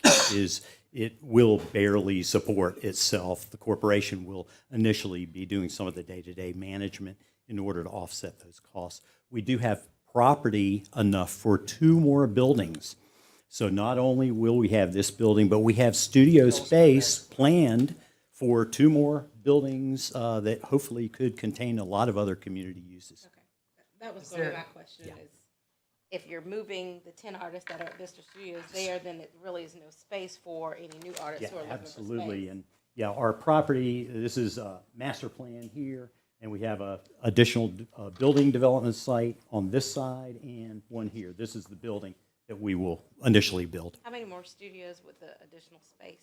We could easily fit an additional probably 25 if we could do a larger building on the front. We could even do something as innovative as artist live workspace or a gallery and studios and live workspace, depending on the size of those buildings and how much, if you can do multi-story, which is preferable in this area of the city, higher density development. Fred, going back to the land itself, the topography prevents water flooding, overflow. Sure. The property pictured here, there is a 100-year floodplain that goes across the back of the property. So we are fine from an issue related to flooding. All the building will be well above that. It did not flood in the flood 2 years ago. But we do have that creek that runs through the back of the property. We're really fortunate because we got a $20,000 grant from the from the Richland County Conservation Commission, to develop pathways that will be through the woods down to the creek, and that's going to provide access and opportunity for sculpture. We'd be looking forward to getting one from you, Sam, to go down in the woods, down in that. But from a stormwater and flooding standpoint, no issues. The stormwater carry is underground. It is actually an open creek that runs along this rear property line. But the development is well above. Here is the creek, and the development is well above that 100-year floodplain. All right. Thank you. I'm not sure what the name is going to be, or I like Stormwater Studios, but I understand the concern. I will say this is an important project, long time coming, excited about, but the Columbia Development Corporation has been doing this for years and steering it and ready to get some shovels in the ground, to be honest with you. So thank you, Fred. Thank you. Is there an opportunity to go out to do an invitation to bid if we do a long-term lease for $1 a year to encourage a private investor to go ahead and build the other buildings? The corporation would love to discuss that further. What will be important is permanent use for the arts and culture of the community. We want these first group of artists to be surrounded by additional artists and good public uses, uses that will contribute to the river. To be successful. I think that would be wonderful. So, I mean, I think by trying to help move forward as we get into this discussion about how to fund it, I do think that needs to be a caveat that y'all go directly out to invitation to bid and try to get a private sector to be involved in those next buildings, so you really can create the leverage, because we're not going to be able to fund the future growth, I don't think, there, but getting the first part done and trying to leverage it while the concept is hot and everybody is focused on it, I think would be very important. I've gotten contacts from 3 artists in the last 2 days asking for additional space. I think the need for truly professional art space is very high in the community. I agree. And this first building is time sensitive. We need to get it underway immediately to be able to provide housing for the artists that move out of 808. That's correct. The 808 lease expires at the end of the year. We're working with the property owner there. We are ready to begin construction. In fact, the permitting is in the process at the City of Columbia now. One other thing I wanted to recognize Kirkland Smith, who is one of our artists who just came into the room. And if any more questions, or I will move along to Edisto Court. This is another project that we have spoken about before, Edisto Court. The Columbia Development Corporation has been for about 6 years assembling property in Edisto Court. It's on a board over here. This is all of the land that surrounds the Edisto Discovery Park. three-plus acres of property. The corporation has spent about $450,000 of corporation funds to assemble this land. We have either have or are in the process of demoing the very substandard and vacant houses that are in that neighborhood. The point of this project was to originally find good ways to redevelop this neighborhood and create safe passage for children and people who live in Rosewood Hills so that they can get to the city's Edisto Discovery Park. We have now, actually months ago, completed the land assembly there. Our plan has been through a partnership with a nonprofit statewide organization to create 20 homes, 16 of them permanently rental, single-family, affordable homes, 4 of them affordable for-sale product. Similar homes are pictured here that were done by this nonprofit development partner that we've been working with. Parking would occur in the rear of these homes, so taking the parking off of the front around the park and providing that parking area for the community in the front. This is not a market-driven project. There's no way that 20 low-income, affordable, single-family houses can be market-driven. And so this is a project that is going to require some public assistance from another source. Our partner provided an application to the City of Columbia about 17 months ago for a community development home loan. Unfortunately, no home funds are available through the city right now. So we're seeking other funding sources and looking to other funding sources for this. If home funds or other funds become available at the City of Columbia, we could literally be under construction with this in a matter of months. We have a partner identified who has an amazing statewide track record of, I think, 700 houses now around the state. Looking for a grant, it reminded me, because it's been several months since we talked about this, Sure. for a loan program. The development partner is looking for a loan. It would be 5 years deferred and a loan preferably from HOME, which is a federal government program, and someone else in the room is probably better to speak to the specifics of that. But looking for a loan, it would be a 30-year loan of $645,000 that would subsidize these 20 homes. So actually, it's a really good return on investment of this project. The goals here are to catalyze the redevelopment of Edisto Court and be a model for top-quality, single-family rental home affordable housing in Columbia. It's out of these, there are 16 rental and 4 affordable home ownership.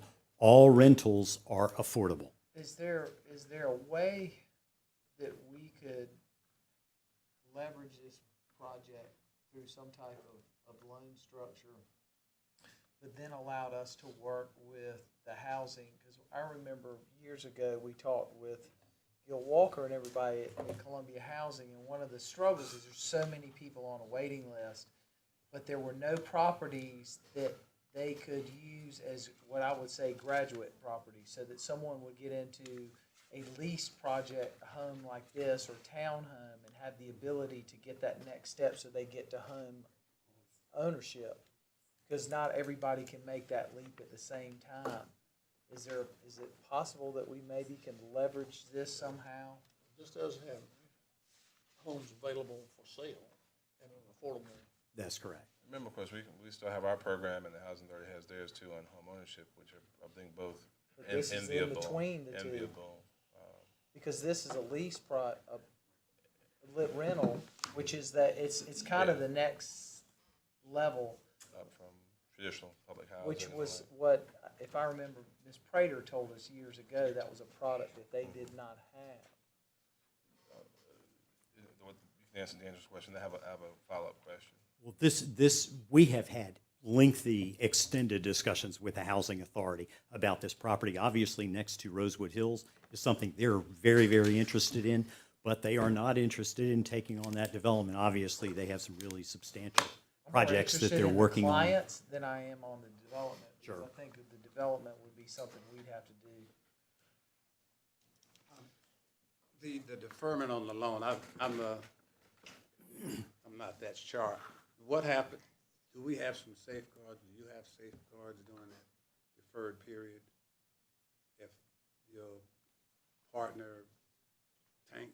Well, the project here is about $3.3 million. They're bringing private funds for the balance. So the 645 would be the contribution to that $3.3 million total project. Let me, So there's a lot of other pieces in this. for the record, I like the model in that you have a combination of rental and owner occupied within an existing neighborhood. And you have, I like the model in terms of the mass, which makes it more accepting, I think, in the existing neighborhood. But I also like the model that Deborah put in place 2 years ago off Water Street. Those are all rentals, but it's a fit, and it's made a big difference on that corner where it is. So I'd like to see us moving forward anywhere in the city to do that also, because it makes it more accepting in existing neighborhoods. Fred, what is the ask from the city now? We need 600,000? About 645,000 is the request that has been pending for quite some time. Today, I'm not requesting anything. I was asked to come and But if give we an had an update. extra 600, we could get this thing going. It could literally be Well, that's going what I in want a to couple of months. clarify, is that is it a grant or is it a loan? What I heard was a loan. This is a loan, yes. So we're getting paid back for it over a period of time. We're putting a second mortgage on it to allow them to leverage the equity from the private side. The mayor probably put the OPEB money in it.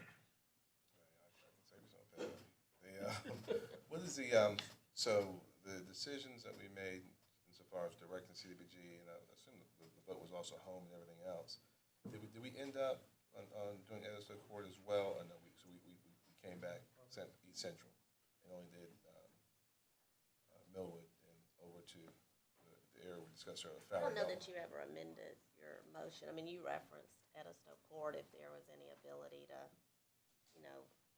leverage federal funding, but it wasn't part of the initial 3 targeted areas. This is not part of East Central? No. Right on the border. I thought it always thought it was. No, King Street was. King Street was. Okay. So we need to figure out how we could leverage a loan through, which would be a payback instead of a straight grant. What were the terms? Do you remember the terms, Fred? The terms Excuse me. of the This terms of the was loan a, proposal? I believe it was a 25-year loan with a 5-year initial deferred loan that would be a 25-year I want loan. Missy and Gloria to clarify, because I think as far as the development, no, you didn't amend your motion to include money towards the development, but there's money towards the public infrastructure surrounding the development. Is that correct? Right, the motion was, Go to the mic. Thank you, Gloria. Thank you, Missy. the motion was specifically, The mic. Microphone. Thank you. the motion was specifically for CDBG dollars. The request that was made to community development from this developer was for home dollars. So we still have the option to fund at various places around the city where it makes sense with the plans that are currently in place. But you don't have any home dollars. We don't have any available at this particular time because we have quite a bit of money, $1.2 million that has already been committed to a project. So that is the reason we don't have home funds available at this time for this project, which we think is a wonderful project, by the way. So if we loaned it internally and then came back and paid it back with home funds down the road. Is that something we could look at? I don't know the answer to Where we that. would loan it from, but I guess you could do that. Well, I mean, I didn't say I knew where it was coming from, but you gotta explore different options. Yes, sir, if Sounds like y'all figure that out. Sounds like you can do it, but the only thing that might come into play is that as we get money from the feds, a portion of it is already obligated before you can distribute it to other projects. Just something to think about. Well, I think that there has to be some different ways to leverage what we have and create a pool that would allow us to take advantage of what's there. Because I think if this project goes, and Fred, tell me if I'm speaking out, there's the piece down the road that those guys are looking at, which they're waiting to see what happens here, which is gonna spur a whole nother group of investment there as well.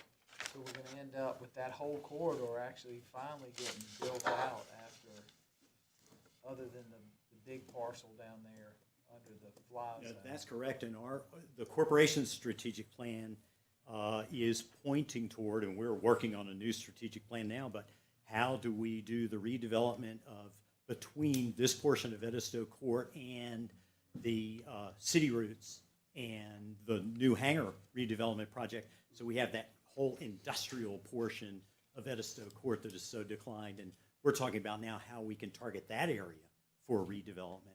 Well, I mean, I think we talked about that the other day, which I think if we can work it out to move one of the businesses, then we can really create the train track side to be the industrial, because one thing I won't support is us relocating all those folks out of there. Some of those folks have been there before the homes were built, and they ought to be able to run their businesses. But there's a way that we can create that line, which would open that truck lot, which then suddenly adds the center of that neighborhood is allowed to be built out. And that's your connectivity to city routes.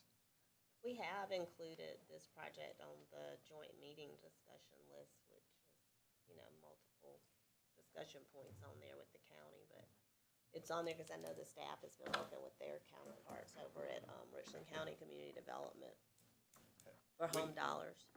Did we move forward on the other project too, or are we still discussing that one? King Street going forward. Moving forward?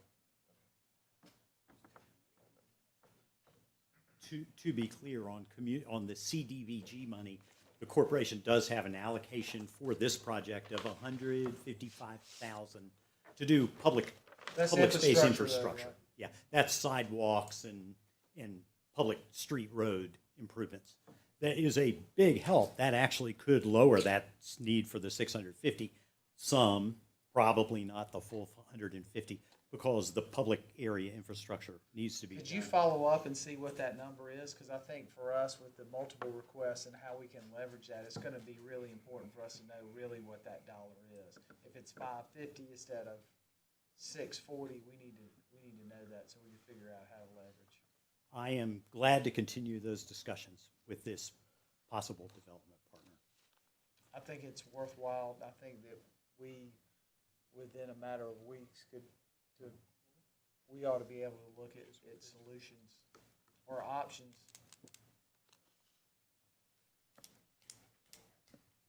Thank you. And just want to go back quickly to the currently named Stormwater Studios. So was there a specific request to look at a P3 for the other portion that you mentioned, the dollar release? Is that going to explore that as well, or is that just kind of out there to manage the expansion? Oh, I think we should. Are we gonna look at that too, Fred? Invitation bid out. I am glad to look at it, consider it, take it to the corporation board. Again, right now, what I want to do is get this building built. My main priority, and get these artists. But that may be part of what it takes for us to be able to do it, is the leveraging the whole thing. Kirkland, you still on the board? You still on Fred's board? Yeah, I mean, so if there's a possibility to even pull someone in as a private sector partner for you all, and you've had them in the past, but if there's incentive enough that someone gets the original construction contract, if they build more on a piece of property, that they can get at a really good deal. And we're able to not only meet the needs of the current 808 residents, but also a new bumper crop of artists. I mean, that would be the trifecta. So just a thought. But we got to get it done. Yeah. Okay. Thank you. Thank you, Fred. Our last item is a discussion by council of special projects and capital needs funding. Miss Melissa Kaufman, Budget and Program Management Director, and Jeff Halen, Assistant City Manager and Chief Financial Officer, can answer any questions you all have along with myself regarding some very important internal needs we briefed you all on. I had it, but I didn't bring it to print it out. You all have copies of the memo.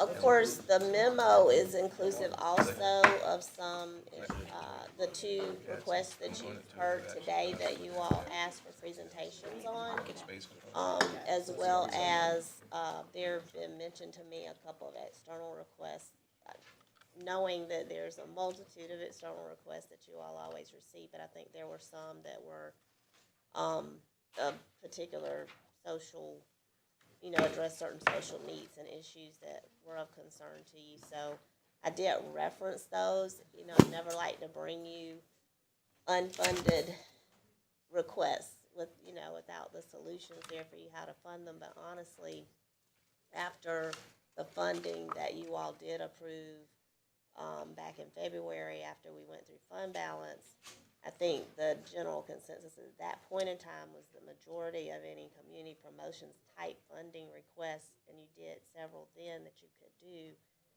we knew that that would be limited going forward. So the only budgeted monies that we have is about $46,000 left that we referenced in the memo. And so I just, I really didn't take any liberties with how you would allocate those funds, if at all. City Manager, Madam City Manager, if the $46,000 is all we have for the people that are looking for it, we've got a million and so requests for that, and some of these organizations are dependent on that money. So if we're not gonna have but the $46,000, we need to tell them pretty soon that we're not coming up, that we don't have any magic wand to wave and get funds. Well, we normally do a notice of funds availability if we're gonna do that, and we had no intentions of doing that, like I said, after the February distribution of funds that you all did, which I think we referenced at that point in time, but we can certainly. Well, we need to at least catalog the requests that we've got. I know Senior Resources has asked for $515,000, and the Lurie Center has asked for a substantial amount too. Both of those, Community Relations Council, is that another one We have them all cataloged. They come in daily, and okay. we have all the requests, and there's many. There are many. Maybe we ought to send out a postcard or something saying the well is dry. I mean, you're talking about $46,000. You're talking about. In reality, you could send out a postcard, it's still gonna It's come still in. gonna come back. I will make a plaintiff plea for Senior Resources and feeding seniors. We took a big leap last year, and I'm helping knock down the waiting list. Is that not getting any this year? I thought we. No, as of right now, no. The county has helped step up. Yeah. And this would be a wonderful opportunity. And the governor's office, I thought Yeah, I saw something recently. We don't need to everybody else step up and then we step back. If there's even some way to do a portion of that, I'd support the entire allocation going to Senior Resources. Well, it's such a vital thing that sort of incorporates so many different issues within the community. I know we got $46,000, but we also got some folk out there that need some. Meals on Wheels represent a real issue for a community, whether it's 46 or whether it's 15 or 20. I just think we need to step up and do something. Before we do that, I'd like to have maybe Missy Gentry come up and explain to us the streetscaping account, which I am beginning to learn I have had backwards all these years. You had what? Backwards. I thought that, Well, I think Justin, I mean, we've sent you all that accounting, I think, multiple times, and we referenced it, in the memo back in February when we did the funding, a similar, approach with certain items that need to be funded. I wanna say Jeff sent that again this morning. we've been over this account before. Yeah, we've been over it a couple of times. I don't recall. I don't recall. Oh, well, I mean, I mean, you can do a quick here. we did, but we can do it again. Did you call it streetscaping? Well, I just don't understand Must have been asleep at that. where Well, the and it was dollars- part of your, it was how we funded the request back in February, so it was in the memo. Who cares? But we, absolutely, we can go over it. Well, let me get it started if I can. Yes, sir. When we say streetscaping account, does that mean that there are dollars that are, that come from certain or different, construction projects in different areas? Or does that go into? So any North Main monies, if you get into that? No, I'm just asking in general. Okay, well, yes, I mean, if we get any funds back, or if we go ahead and do work. and Unexpended then on a it- project, as an example. That's not what this account is representing. Do you wanna, I mean, some, but not all of those funds are in this account. Jeff had asked me earlier to talk non-standard service 101, very brief overview. I wish he were in here. So the email that was sent back in December gave a long synopsis of the non-standard service fund, and that's a lot of the funds that are in that streetscaping account. But this is basically the undergrounding account that we partner with through our franchise agreement with SCANA. We have the ability to enter into agreements on non-standard service fund projects. You've heard us talk a lot about that when we've looked at the cost of undergrounding different corridors in the city. So the agreement with SCANA allows the city to identify a project as non-standard service.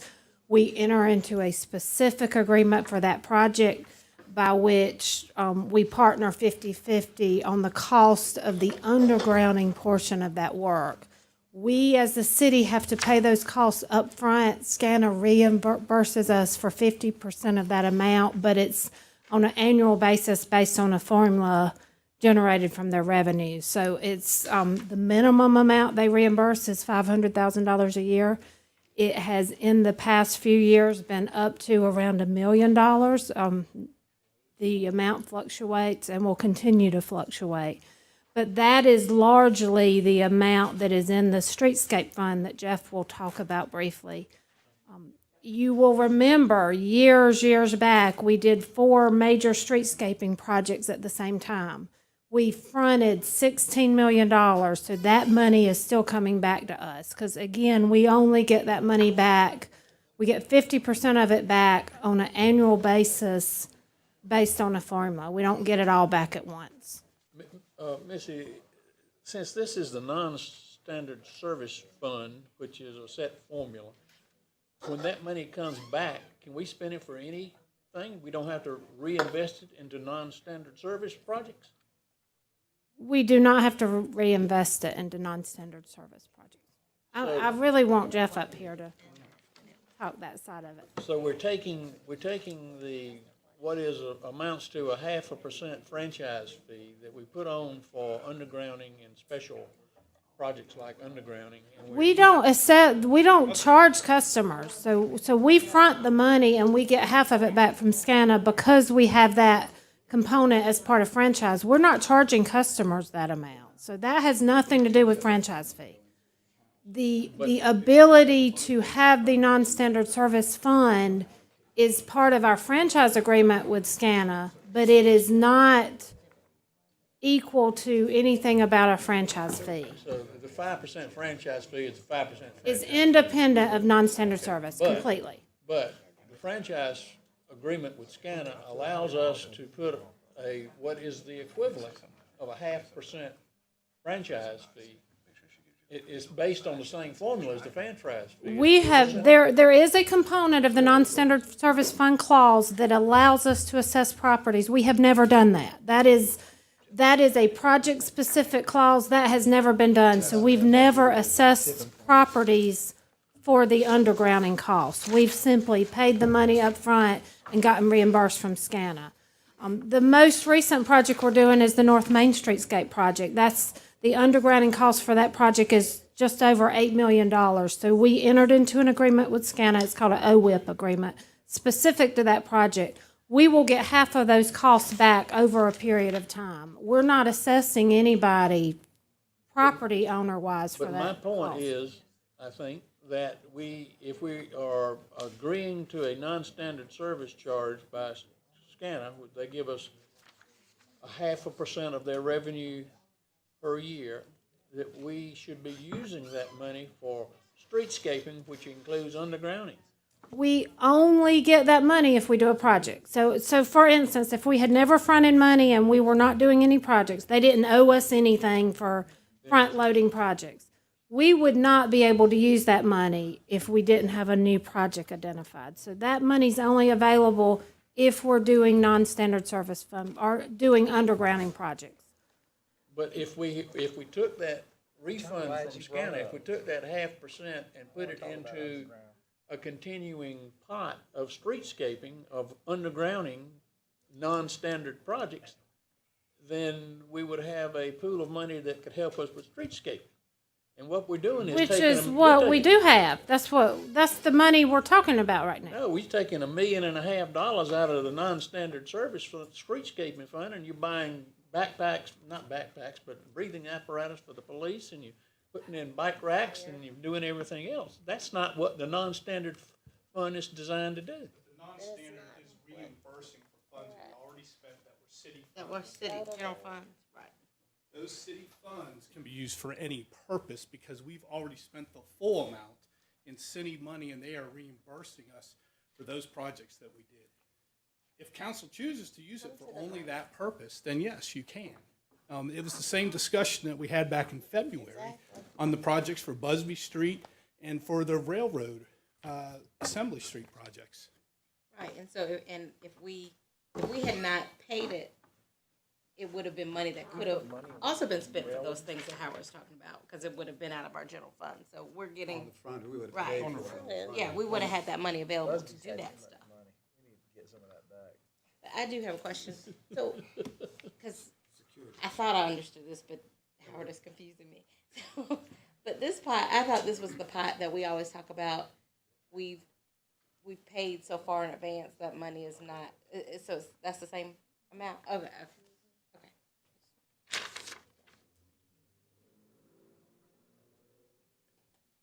Which I'm glad y'all brought up undergrounding, because I would like us No, we put that- didn't, but I think. put that into probably the, did. to the infrastructure committee to talk about, we need to come up with a policy for undergrounding. Well, I thought I had found one. Is it just me and you? It is Wait, just two of us. Yeah, I'm just kind of waiting on your schedule. I guess Say we meet next folks month. kind of, some of you kind of know why I have an interest in this particular item, but I, you know, according to the schedule, I'd rather not discuss it now.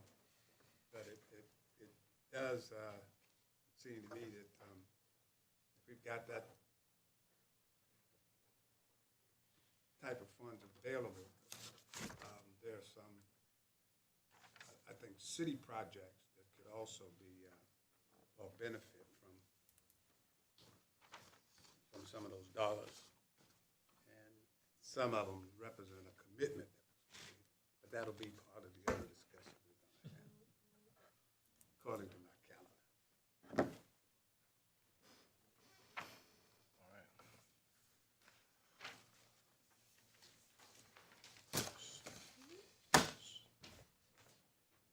Any other questions about the recommendations?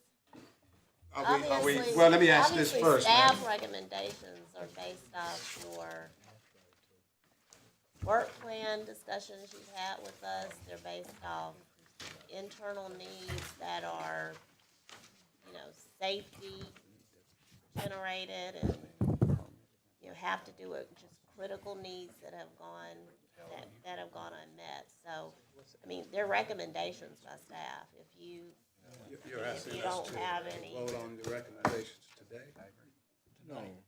tonight. I'm not prepared Yeah, to do I mean, they're the same recommendations, just like we made back in Yeah. February when you all voted on those, but I do it have a comes from question an about accounting the, of the different funds. what are the bike facilities at Washington, Marion, and Lincoln Street that's $300,000? The infrastructure. That's the grant. The grant amount is that much. The city's match is the 95,000. Right. But it has to do with the transportation alternative program grant that the Bike city swap? submitted. Bike No, lanes, this is it's not- in no, bike this- infrastructure, it's bike These are- facilities, These are what, bike racks to be in the garages so that people bike lanes. You wanna come forward? It's bike Chris? lanes. Krista, It was it's bike lanes. discussed during your, I know a lot of these things Just- are just- hard to remember. This was discussed during the budget which one? process too. The bike, $25,000 for the bike. the rack. grant. It's for the to match, Number 8. it's it would be the match for the TAP program, the transportation alternatives. We call it bike share connectivity because it is bike lanes and buffered bike lanes on Marion and Washington. And it would help facilitate the bike share program, get us some actual connections to that bike share system. Right, we've received the grant, this is just the match necessary to receive the $190,000. So it's leveraging quite a few other dollars. Right. So, is Missy gonna present on that, or are we just gonna look at? I'm your- prepared to, that was what I was prepared to, but it's your wish. Well, Ms. Just Wilson really mentioned, rehashing the memo. It's whatever you all need as far as additional information. the question, after all of our questions are answered in the work session this afternoon, can we adopt the memo tonight? Or do Yes. we have to I think you expressed unreadiness, right? I do. Well, I'm just not prepared to, I'm not prepared to vote on this today or tonight. I think there's one of the things that we did commit to, and maybe I was misled or I didn't fully understand, commitments to parks. And, you know, there's been a lengthy discussion, passionate discussion about a particular park in this year. And we've got these kinds of funds, even with the flexibility of streetscaping dollars, I think we ought to, I'm prepared to argue that we make commitments to that particular park so that we can get it up and running, started and finished. I guess to that, I would say that's not the only park. I mean, we've got lots of parking I needs. understand. But, I mean, what I'm looking at from staff's recommendations are, it's not negating any of those things, but most of these are things that we have to do, matching or grant, so we're leveraging private dollars, you know, emergency operations, some stuff. I mean, none of these, I think, are things that can wait, I guess is what I'm saying. It doesn't mean that we can't look at funding the park somewhere else, but what would you suggest that we wouldn't fund out of this group? Well, I'm not, you know, with all respect to the staff, I'm not gonna do that, pick a particular item and say, we ought to kick this out. I'm not gonna do that, but I'm thinking, my point is, we still need to have the discussion Some time to talk. on our commitment to parks. Yeah, If that is acceptable, and if y'all can agree to that, then I'll agree to, I'll move my unreadiness so that we can discuss it tonight. I mean, I agree, we need to have that parks discussion, because we need to do T.S. Martin, and, Right. you know, we've got the commitment that we're gonna do over, in Belvedere. I mean, we've got to have that discussion, but I What's the don't think delta this on, what's the delta on Hyatt Park? What are we talking about? Hyatt Park has an allocation of 500,000 already, What's the delta between the plan and how much we need to complete it? 600 according plan to was like 1.2. total. Existing plan is 1.5 difference. Councilman has agreed to move forward first phase of sorts? Okay. So to completely fund the original plan, another 900,000, another 1.5, what are we talking about, sorry? For the first phase, how much would we need? For the first phase? So another 500,000.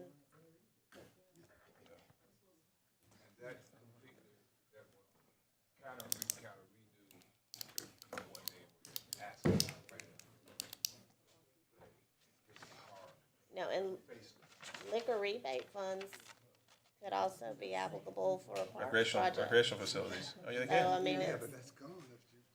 Well, just putting it all on the table, Well, and I think since that's what y'all Sam's asked saying, me. that he wants to make sure that, well, help me understand this as well. So the recommendation as it relates to stormwater and CMFA, how much liquor rebate funding is available?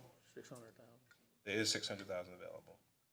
And we so, never recommend you I deplete know, that fund but that's because what's we have, available. yes. Okay, and Yeah, so but- the thought that Daniel mentioned earlier was about spreading over 2 fiscal years. Might be something. How much, when it replenishes, do we have an idea as to what that looks like each July 1? 300. Fun people have in the city. We're gonna have a lot of What's people drinking what's this a historic weekend. trend? What's a historic trend? What do we see? 200 to 300. 200,000 to 300,000? Two. So conservatively, $200,000. We also have to make sure, and we would have mentioned this later, is that with both projects, the funding has to be a capital related. So we will need committed, we will need specific budgets exactly to make sure that that the anticipated expenditures are capital related. Okay. So, but I guess, Sam, what are you asking? Because you mentioned commitment as well. I mean, could we potentially say, because there are lots of park needs. And so one of the things that we haven't done is looked at maybe saying liquor rebate absent the things that we already take off the top of that for the next several years. We'll dedicate that to internal park needs, and then we won't look at, because I know we've done Historic Columbia in the past. I mean, we've always kind of looked at some outside needs, maybe committing that. And It's always been a fallback pot.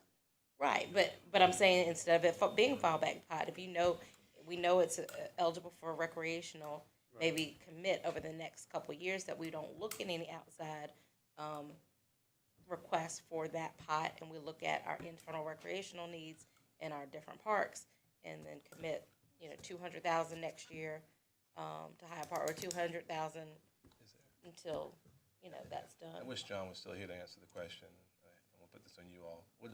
What does the CMFA balance sheet look like? I mean, I know they're a large organization, but obviously they're serving a whole bunch of smaller folks. I mean, much the way that we've done some things in the past, I mean, is there a possibility of them securing financing and us giving them $100,000 a year for 4 years, like we've done with the NIC or the State Museum or others? It would obviously give us a whole lot more stretch and the ability to meet some other needs. It's just a thought. But obviously that's going to depend on their ability to leverage that relationship with a private sector financing. We need 735 for T.S. Martin, Allison. What's T.S. Martin? 735. Oh, 750. How much do you need, Danny? She's up to Andy in your part, man. Did you catch that? Okay. I have a question on this. Because he's already got 500. What's your question? What are we building for $300,000? We just had that conversation. We That's just bike had that lanes. 5 minutes ago. It's bike lanes, bike share. 300,000 is the grant. The city's matches the 95,000. Right, but and it it's says bike lanes, installation of 2 bike facilities. which are bike lanes that are curbed bike lanes, The protected bike lane. protected bike lanes, right? To go where and where? Marion and Washington, Marion, Washington, and Lincoln. right? It's part of the city's walk bike program. It's That's a not what grant this match. is saying. What else? When it says install 2 bike facilities. That's the terminology that is used, I A think. bike lane is a facility? Yes. Yeah, see, I thought it was Separation. It's a the other brick things. wall. Yeah, this wasn't clear, but. Because it's an elevated, it's not just a painted line, it's a actual structure there. Physical separation. Physical separation Separated from the from the cars. car pay, vehicle pay. Krista might do a better job. If we are going to, if we're going to talk about this tonight, then I do want to again reintroduce senior resources requests. Y'all, I'm still a believer that, we need to fund the solicitor's request. We got a backlog of cases, the jail's price structure's going up, crime, it's $127,000, but, it was a request, and I still think it's a viable request. If we're gonna stack things up to look at, I want to make sure we stack it up as well.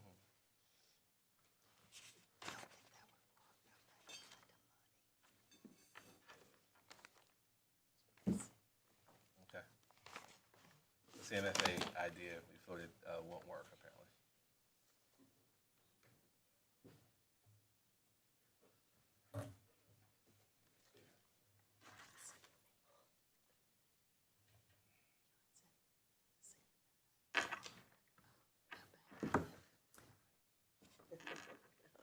Is this the only alternative, David, for Metro? Alternative, For to Metro relocate. Region office to go to 18? Oh, that's what I was gonna ask that question. What's the question? What's I'm sorry. Is that the only alternative for them? Well, What is it- 1800 Main? It's the new the All United Way building. So, we have. But didn't we spend like $800,000 on that building already? Yeah. Not that much. No, sir. No, we've tried to be, as cost conscious as possible, not knowing the future of the corridor. But at the same time, there's quite a bit of activity in that area that we feel the presence of PD would be very beneficial to this end of Main Street. And it would certainly alleviate some of the space pressures that they're feeling at Metro. But we also have moved procurement over there, and just for a multitude of reasons, safety reasons, having their presence would be a blessing, we think, for this end of Maine. So what are we gonna do with Metro? We're gonna move it from Bull and Taylor to.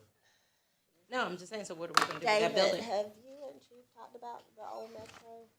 We own that building? Yeah. Yeah. We own the whole corner. block. My mama's office used to be there. Yeah. Yeah, she got relocated. Yeah, she got relocated. Right.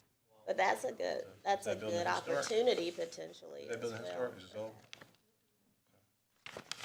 Don't say the word historic too loud, they'll find some reason why his Native historic. American. Look, Chris is already texting. The cemetery. So where are we on the minutes? So just out of curiosity, what's the update that it's gonna take? If this, is this a permanent move or a temporary move? I think that depends on what happens with the continuing discussions of a municipal complex, a private partner, how we. Well, I solved that problem, y'all just didn't like my solution. Re- Crestline re- Fashion Mall is wide Refresh from your one end to colleagues, the other. Mr. Rickman. You can get it for a deal. It's got a food court, It's not even in the elevators, movie city. theater. It's not even in the city. It's in the center of the county. Some Forest Acres. It's not Son said taking- it's- my son said it's worth $1 billion. I think it's Forest Acres, isn't it? We could annex it. We could, we actually are right behind it. I know, but it's actually in that. They're not getting any tax money But off it of is it. incorporated though. It is actually in the city of Forest Acres, so we could. It's actually, we They could- actually they would touch swap it with us. on the backside. I know, but it's already in there incorporated. You can't. By ordinance, Take the it. two councils, you can Hey, swap bud. it. Oh, it's by ordinance of the two councils. So they would gladly give it up. I think it'd be the best county and city building. You put the county at one end, the city at the other. You got all the parking you could ever dream about. Oh, moving outside there? I'm sorry, I missed that. You Oh, told me. yeah, everybody. Sounds like somebody's You see computer. that Carnegie Hall? Decker? I was out there today, yesterday. So what are we, Decker? Do you want to go through any of these projects? well, I'm Not just everything on curious here if is. it's a temporary before we spend $300,000 to relocate somebody. That's a hell of a lot of money. Well, if we move forward with the municipal complex, yeah, obviously it would, because we're taking the building down. If the municipal complex goes there, it might be. It could be shifted over and everything else, but I think regardless, out in the building, aren't we gonna do something with it? I thought- We have staff in there now. Previously, you all said The you building raised they're in it, now raised needs to it. be, they need to vacate the building they're in now because of the health hazards, I believe. Is that not true? In the interest, At Metro? in the interest of time, y'all, and which we're gonna start running out of very soon. I mean, these are all good choices, and I appreciate you all giving us all the options. There's certain things on here that are incredibly time sensitive and decisions have to be made on, because I mean, I think some are and some may not be. So Stormwater Studios is time sensitive. Yeah, I know stormwater is. Comprehensive plan. And did she answer your other Busby. question, Daniel, to your satisfaction?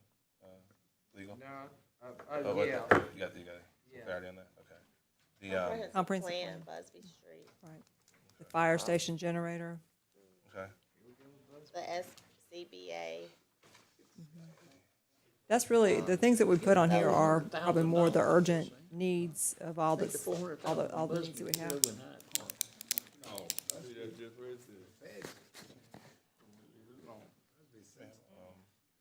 He wants it all. Sam. Okay. Can we, I mean, y'all. Just one more question about number 6, it's emergency management operations. So we definitely want to keep it in the basement of Washington Square. I thought we were going to be doing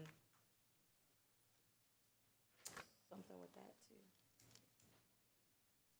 No, David, do you want to speak to that? I mean, that's the best identified space at this point because of the need for the generator as well.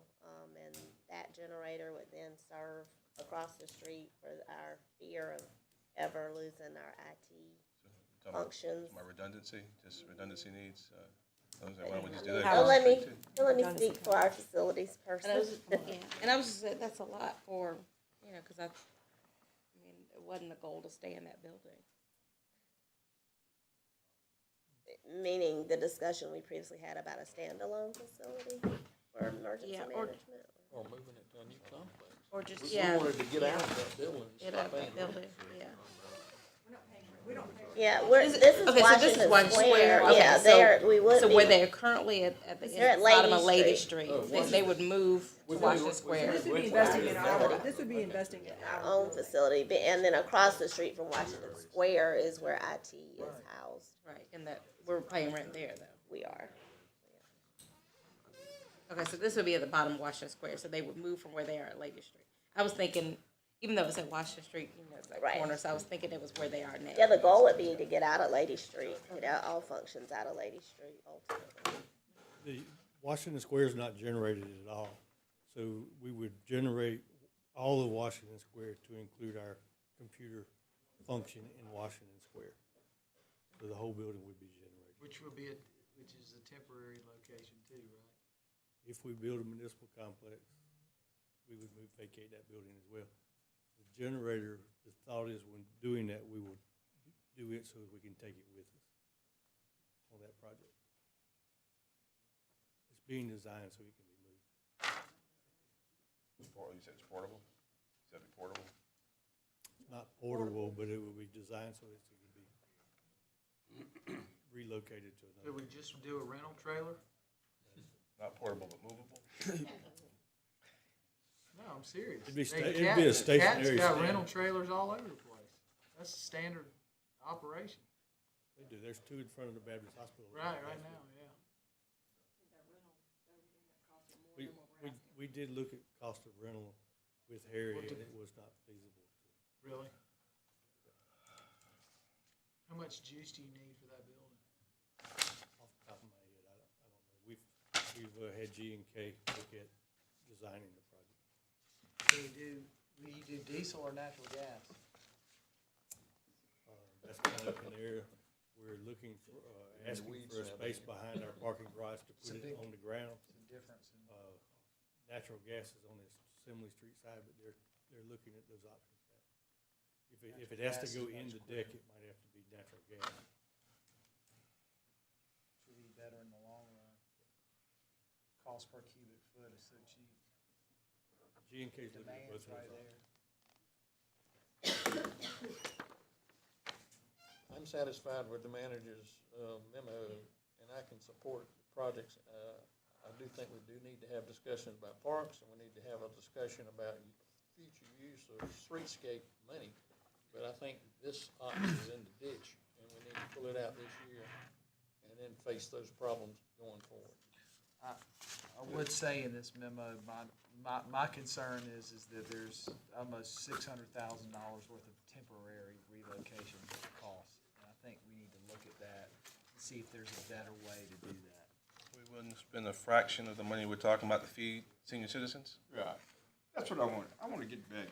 Thank you all so much for providing this information. One thing, I want to circle back for just a moment. I want to circle back for just a moment. Senior resources is, we talked about it initially. We talked about $46,000. We haven't done anything with senior resources. That ox is stuck in the mud for some of our senior citizens. Hurting, bruised, not eating. We need to do something. We need to do something. We haven't done anything. And it's my concern. And the reason I'm raising this is that my wife does a lot of cooking for us. And she carries dinners out to senior citizens. Persons who aren't eligible, not getting Meals on Wheels. I think it would behoove us tremendously to look at this. I appreciate all this. I appreciate $600,000 here. This senior resources need some help, and we hadn't provided that kind of help. That's not our basis. We ain't got before. Yeah, you ain't got before 46,000, but we ain't done anything. Give them something. Let's do the 46,000. I'd say, and I mean that, and give them something. Gee whiz. Jeff, are we reconciled for this past fiscal year? I mean, will there be any other funds available later in the fiscal year if we want to take another look at them? Yeah. Y'all spent that. I didn't hear you, Jeff. What you say? Doesn't anticipate.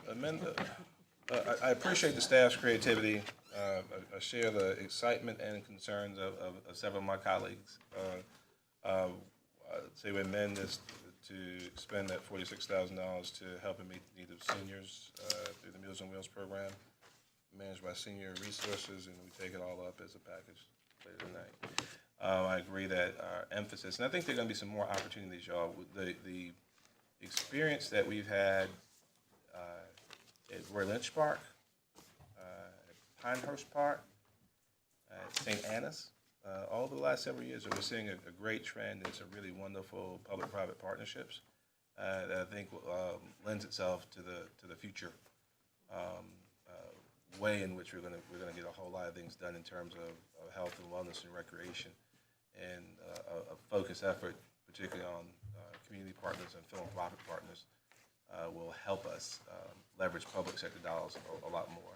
And we need to have a very quick and deliberate focus in that space to meet all the various needs we raised here at T.S. Martin, Hyatt Park, and obviously Beltline Boulevard is on the radar as well. So let's try and do that post haste, but with that one amendment on senior resources, let's move forward tonight. All right. Thank you, Missy. Sit down while you can.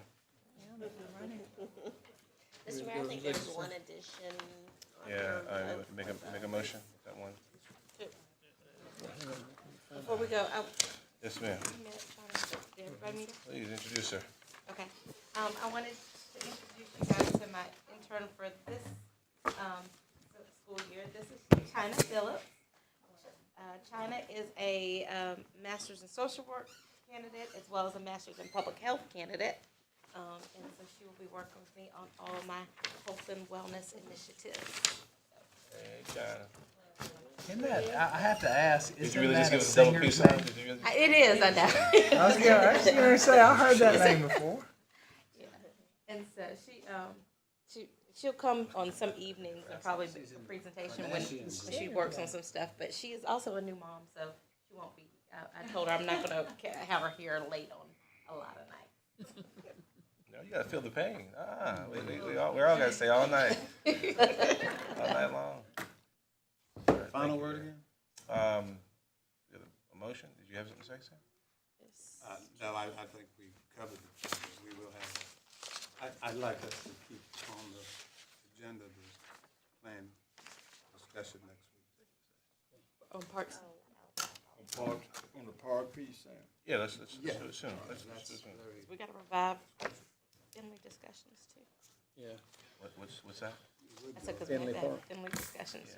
Yes. I mean, we have a lot of, we have to talk about our parks. I thought that's what Randy was gonna do today, was update us on those things. No, that was a strategic plan that we did on programming. It was different than our facilities. Okay. Mr. Mayor, I'd like to make a motion, we go into executive session to discuss the receipt of legal advice related to pending and threatened or potential claims pursuant to 30-4-70A2, including the Villa versus City of Columbia, Cook versus City of Columbia, Myers versus City of Columbia, receipt of legal advice related to matters covered by attorney-client privilege pursuant to the same section, Carolina Water Service, BC Summer Plant, Parking Collections. Discussions of negotiations, incident to proposed contractual arrangements pursuant to the same section, homeless services and health care. Discussion of matters related to proposed location or expansion of services to encourage location or expansion of industries or other businesses pursuant to the same section. To discuss Vista, city parking garages, parking agreement, sidewalk vending, and discussion of negotiations incident to proposed purchase of property pursuant to A5 Landing Street. Second? Moved and probably second by Mr. Rickman. Any discussion? Move through this question, clerk call the roll. Aye. Yes. Aye. Aye. Aye. Aye. Mr. Mayor, if you all would entertain staying down here, at least for a portion of